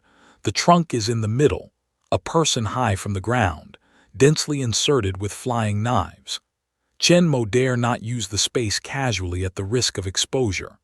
Fortunately, before joining the army, Chen Mo thought about this problem, prepared a blindfold belt in advance, and came to the barracks with more than 20 throwing knives. Chen Mo went to the maple tree and began to pull it down one by one.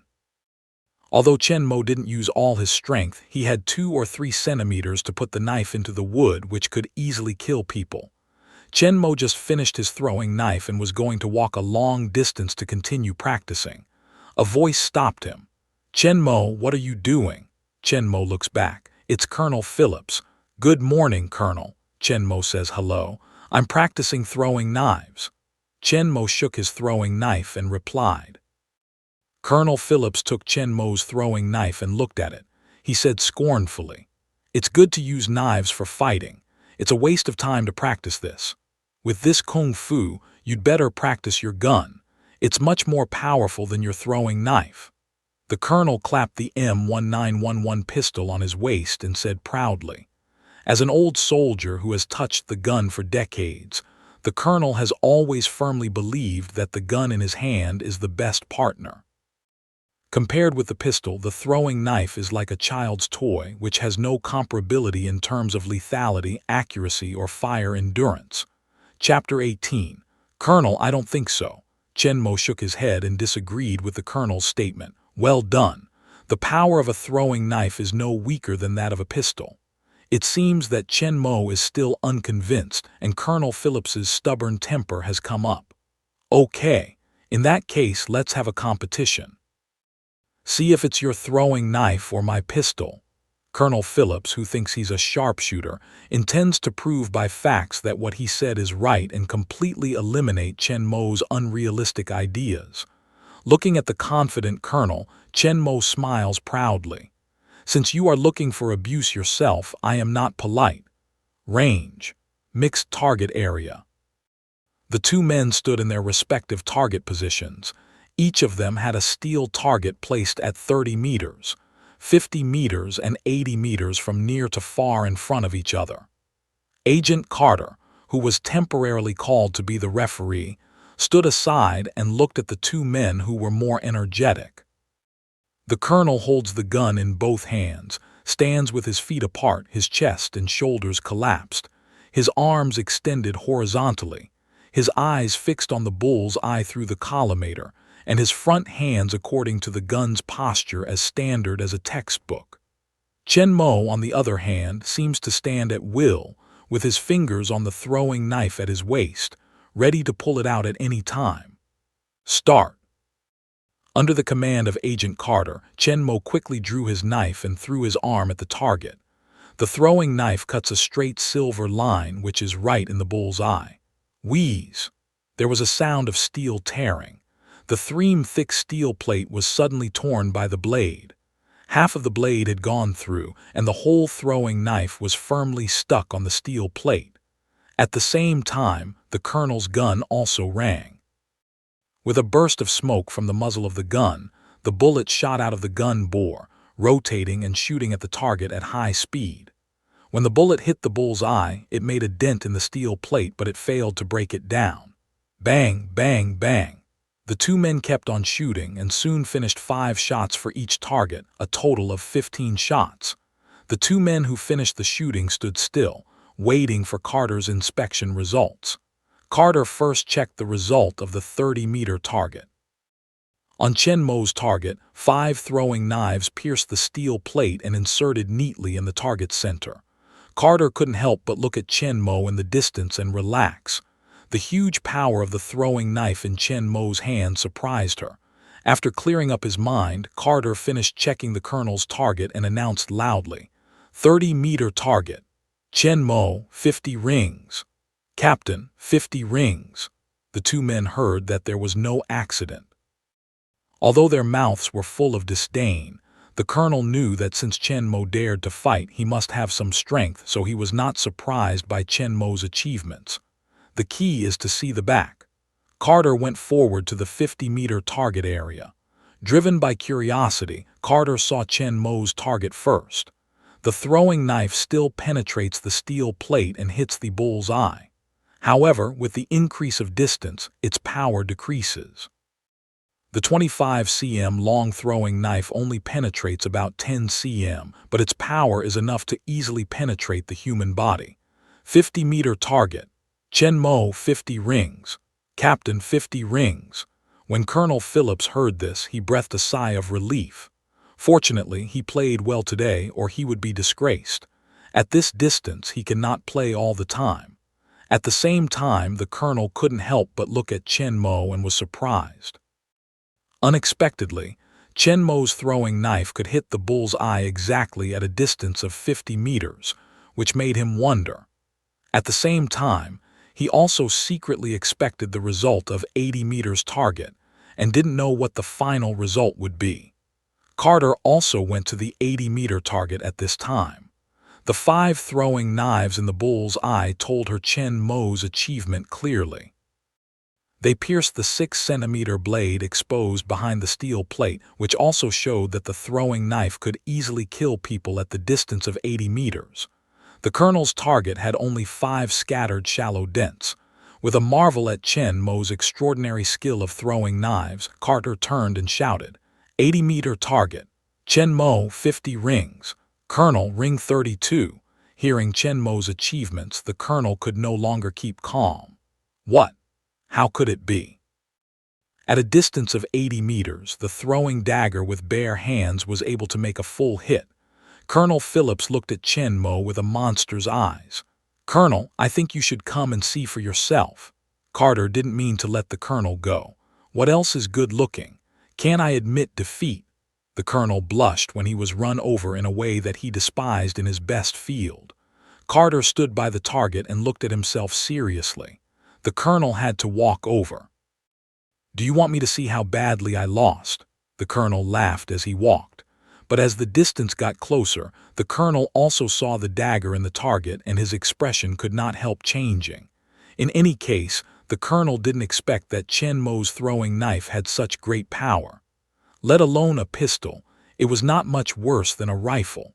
The result of the competition is obvious. The colonel who used the pistol was tortured by Chen Mo's throwing knife. Chen Mo's throwing knife is much better than the colonel's M1911 in terms of power, range, accuracy, and sustainability.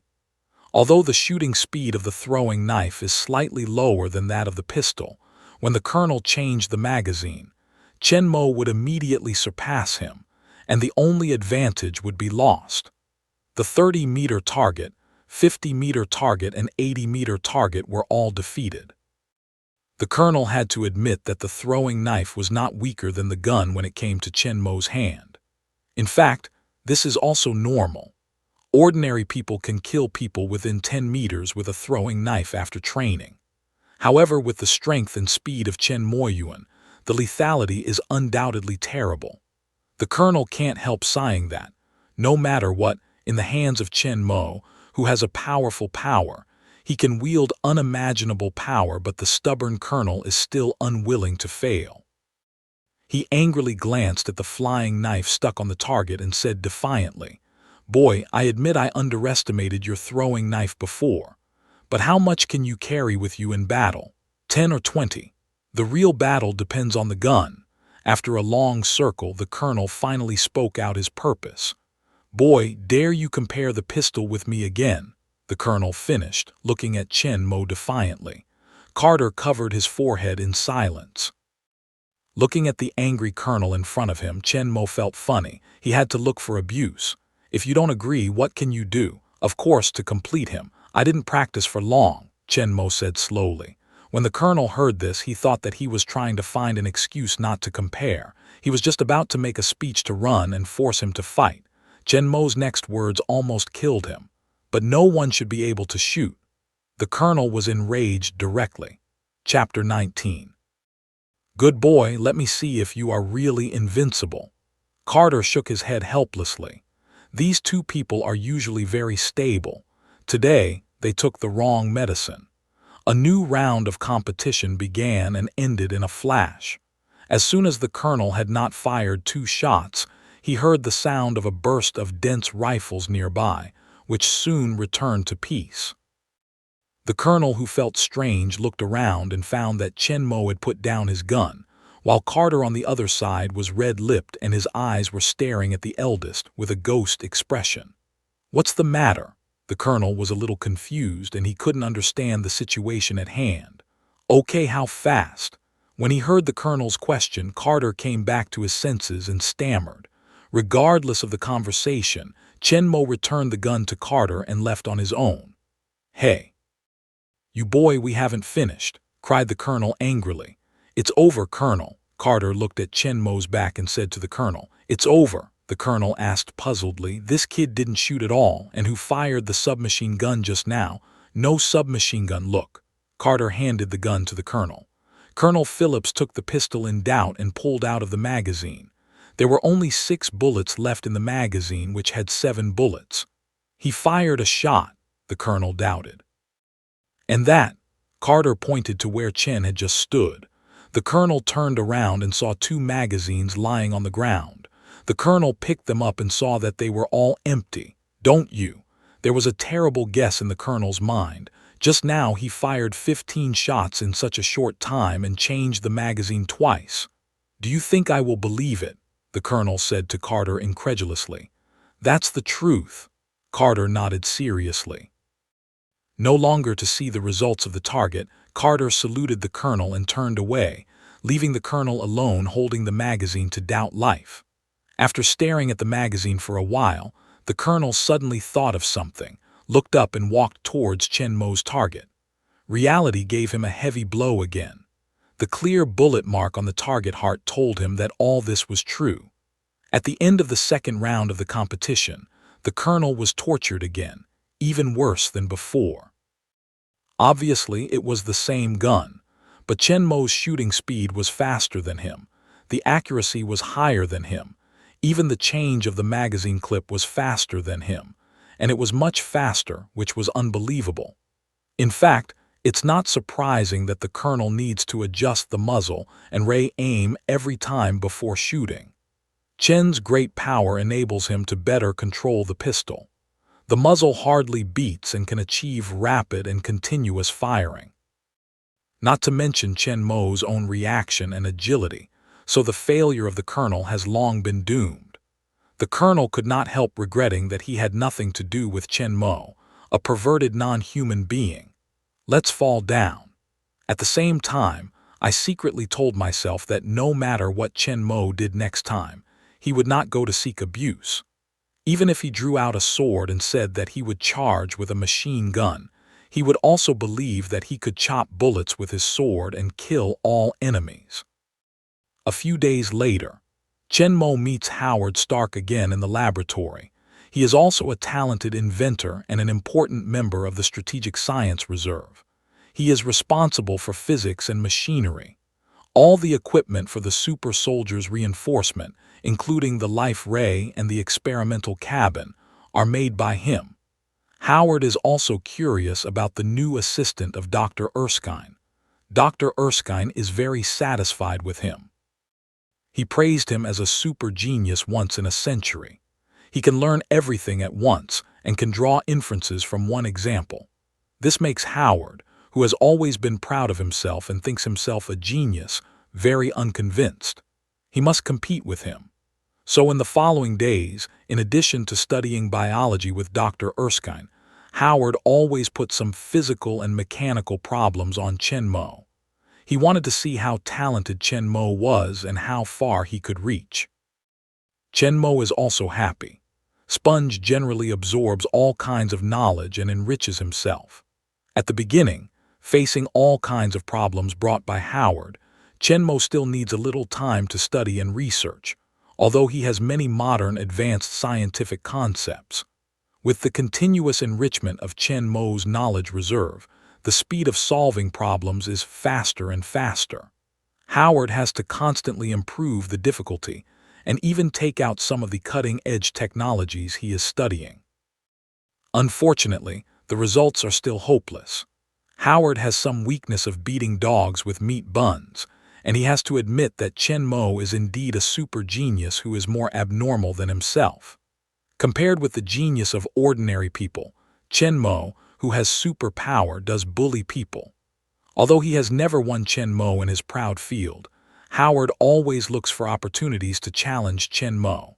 In the face of Howard's provocations from time to time, Chen Mo is not polite.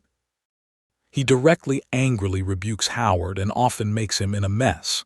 Compared with brain, mouth, and hands, Howard is totally crushed. He is a conqueror. He always has no temper. He swears that he will not provoke Chen Mo again and again. Turning around, he can't help looking for abuse. It's a pleasure. In the eyes of the public, these two people are exactly a pair of enemies. They say that they have a good relationship, and they quarrel and fight all day long, and they don't like each other. They say that they have a bad relationship, and they always like to study black technology together, and they have made a lot of achievements. The colonel and the doctor also feel powerless about these two mature, steady, intelligent people who become living treasure when they get together. After several unsuccessful persuasions, they simply don't care. As long as they don't delay their business, let them go. Hurry up, run fast. The reserve soldiers are having a long-distance training again. Steve ran in the last place without any accident. After all, his physical strength is still a little poor, but he still keeps up with him and does not fall behind. Settle down. In the middle of the run, not far ahead, Agent Carter was waiting for them in the Jeep. The instructor ordered the team to stop and shouted at the team members, pointing to the flagpole set up by the roadside. This flag means you're only halfway there. The first man to take the flag can ride back to camp with Agent Carter. Go. When the soldiers heard this, they rushed up, but the flagpole was too thin and slippery and they slipped down without climbing too high. Is that all you can do? This army is finished. Up, up. The drill master was talking sarcastically and looked at their jokes with great interest. No one has been able to get that flag for 17 years. All right, back in line. Come back and line up. Having seen enough jokes, the instructor is ready to continue practicing. All of them had no choice but to give up and go back to the side of the road in a dejected way. At this time, Steve, who had just been relieved, walked up. Rogers, I said, come back. The instructor saw that Steve did not listen to the order and went to the flagpole without hesitation. Steve ignored the instructor's roar and looked up at the flagpole. Then he bent down and pulled out the fixing pin at the bottom of the flagpole. The flagpole began to tilt. Bang!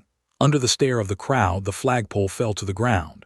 Steve stepped forward 2 steps and easily got the flag. Agent Carter looked at Steve and smiled with appreciation. Steve walked by looking at his soldiers stupidly. Thank you, sir. Put the flag into the stupefied instructor, and Steve sat in the back of the Jeep. Agent Carter couldn't help laughing. He couldn't help laughing. When he got in the car, Carter turned his head and nodded to Steve, who sat behind him. The jeep carries 2 people away, leaving a group of ignorant soldiers standing in the wind to eat ashes. The instructor looked at Steve's back in the car and looked down at the flag in his hand, only to feel a mess in his heart. Steve once again made his mark, showed his intelligence, and won the favor of Agent Carter. This evening, Chenmo came out of the laboratory and was about to eat in the canteen when he happened to meet Colonel Phillips, who was walking in front of him. Chapter 20. To be a mouse for the doctor again. The colonel looked up and down at Chenmo. Look at you. My best soldiers are going to be nerds like him. After some complaints, Colonel Phillips looked at Chenmo and asked suspiciously, "Well, can you still carry a gun now?" Chenmo looked down at the white coat on his eyes and several thick biology books in his hands, and smiled helplessly at the captain's poisonous tongue. Colonel Phillips is a pure soldier, and the most important thing for the soldiers is strength. Chenmo's outstanding performance has always been highly valued by him. His strong physical quality, keen insight, and smart mind, fighting and shooting, are even more powerful than he thought. This is the perfect super soldier in his mind. As a result, such a combat genius was dragged to the laboratory by the doctor all day long as a mouse, and even later he was directly transferred to the laboratory to be his assistant. Colonel Phillips had a kind of bright and dark cast. He was extremely upset and unwilling by the nature. He could not help complaining every time he saw Chenmo. "Ready for your test, Colonel? Or shall we compare again? I feel like I've really retreated a lot recently." Chenmo looked at Colonel Phillips sincerely. The colonel's face was a little red and he shouted with a straight face, "Get out of here, get out of my face now." The colonel was hit hard by the last contest. He never mentioned the match again. However, Chenmo let it go by accident. In fact, the colonel is still very satisfied with Chenmo. No one who is a strong soldier will not like him. He is also taken good care of at ordinary times, provided that he doesn't carry a spear. This is the pain in the colonel's heart forever. Now, Colonel, your best soldier is going to do something very important. Chenmo waved to the colonel, turned around, and strode with his book. The colonel looked at Chenmo's back with a smile on his face. "This son of a bitch." Farewell to the colonel, Chenmo came to the restaurant. As for the very important thing in his mouth, of course, it is to fill his stomach. After having a meal and just had 2 bites, a beautiful figure suddenly sat down opposite Chenmo. "I heard the colonel's roar just now. Did you provoke him again?" Agent Carter in military uniform still looks so brave and charming. "I remind him of some terrible things." Chenmo shook his head and said as he ate, "Carter can't help but be happy when he hears the words. When they compare guns, she looks on as a referee and witnesses the whole process of the colonel's being abused by Chen. Usually there is little chance to see the colonel's weakness. Are you still practicing today?" Carter is also interested in throwing knives. "I heard that Steve started to be lazy recently. Today's training he ran halfway, left the instructor and his teammates and came back in your car." When Chenmo mentioned this, Carter recalled the teacher's face at that time. He couldn't help laughing. "He's very clever. Too stupid to be my apprentice." But for Steve's intelligence and talent and Chenmo's favorite superhero, he would not bother to teach. Steve finished his training late. After 2 meals, he ran to the playground to find Chenmo. "Master, I'm late," Steve shouted as he ran. When he came near and saw Agent Carter was there, he suddenly shut up. "I'm sorry." "Agent Carter, you're here." Carter saw Steve and smiled friendly. Both Chenmo and Steve give Carter a good impression. As a sexy, beautiful, and independent woman, Carter is very tired of those men who covet her beauty but despise her ability. They always think that women should stay at home and look after their children, do housework and serve men, which is unacceptable to her. However, she could feel that both Chen and Mo saw her with clear eyes, no desire but appreciation. They also respected her from the heart and did not despise her because she was a woman. This made Carter feel respected and recognized. She felt very comfortable with them. But the difference is that she can feel Chen Mo's pure appreciation for her, not mixed with men's and women's feelings, is to treat her as a friend. But Steve was shy of some big boys in front of her. During the training, he often looked at her secretly like other soldiers, but unlike those squinting eyes, Steve's eyes had a bit of ignorant love, which Carter didn't hate. Chen Mo began to teach Steve in the open space next to the barracks, and Carter stood watching with interest. When punching, strength should be sent out from the bottom of the foot, kicking, twisting the crotch, sending the shoulder, passing through the spine to the arm, and finally breaking out at the moment of hitting the opponent. When you go to the battlefield, it's not a street fight. There's no time for you to slowly defeat your opponent. The enemy will not surrender because you've knocked him down on the ground. So remember to attack the enemy's key points, defeat the enemy with one move, solve the enemy with the fastest speed, and don't give the other a chance to fight back. When Chen Mo finished instructing Steve, he asked him to practice on his own and turned to Carter. When he just explained to Steve, Chen Mo found that she listened more carefully than Steve and seemed to be interested in it. Seeing Chen Mo looking at her, Carter suddenly looked into Chen Mo's eyes and said, "I want to challenge you." As a senior agent, Carter has received very formal training, proficient in close combat technology, and can skillfully use a variety of firearms, knives, and other weapons to fight. After listening to what Chen Mo just told Steve, she could understand some of them, but she didn't understand many of them. She was very curious about how strong Chen Mo's fighting ability was. Carter was very confident in his skill. She wanted to test it by herself. Hearing this, Chen Mo was stunned, then nodded with a smile. "Yes, but before that you have to beat Steve." Carter turned to look at Steve, who was concentrating on practice. He didn't notice what Chen had just said. He was still practicing and digesting what Chen had just taught. Carter just remembered that Chen Mo's abnormal physical quality, even if he stood still, could not win him by himself. Just now, he focused on fighting skills, almost forgot this, and he nodded down the steps. "Well, I'll fight Steve first." He turned to look at Steve. Still immersed in his own world, Steve suddenly felt a hot eye on himself. He looked back to God, but his goddess agent Carter was looking at himself with full of fighting. "What's the matter?" Steve asked weakly, his heart racing under Carter's eyes. "Have a fight with me," Carter said directly. "Here." Steve was at a loss. He suddenly asked him to fight with the goddess in his mind, which taught him not to know what to do for a while and to look to Chen Mo for help. "Agent Carter wants to compete with you. Don't hold your hand. Show me all your strength," Chen Mo explained. Under Chen Mo's encouraging eyes, Steve nodded his head. "Well, Agent Carter, let's call it all." Steve said to give Carter a serious hug, which made Carter a little confused. This is the habit Steve developed when he studied with boxers in the martial arts school. Every time he dueled with his younger martial brothers, he had to fist first. Carter took off his military coat. The shirt he was wearing was tightly pressed on his body by his plump figure. Give the coat to Chen Mo. Carter comes to Steve and stands. He nods to him to start. Steve took a peek at Carter's body and immediately turned away blushing.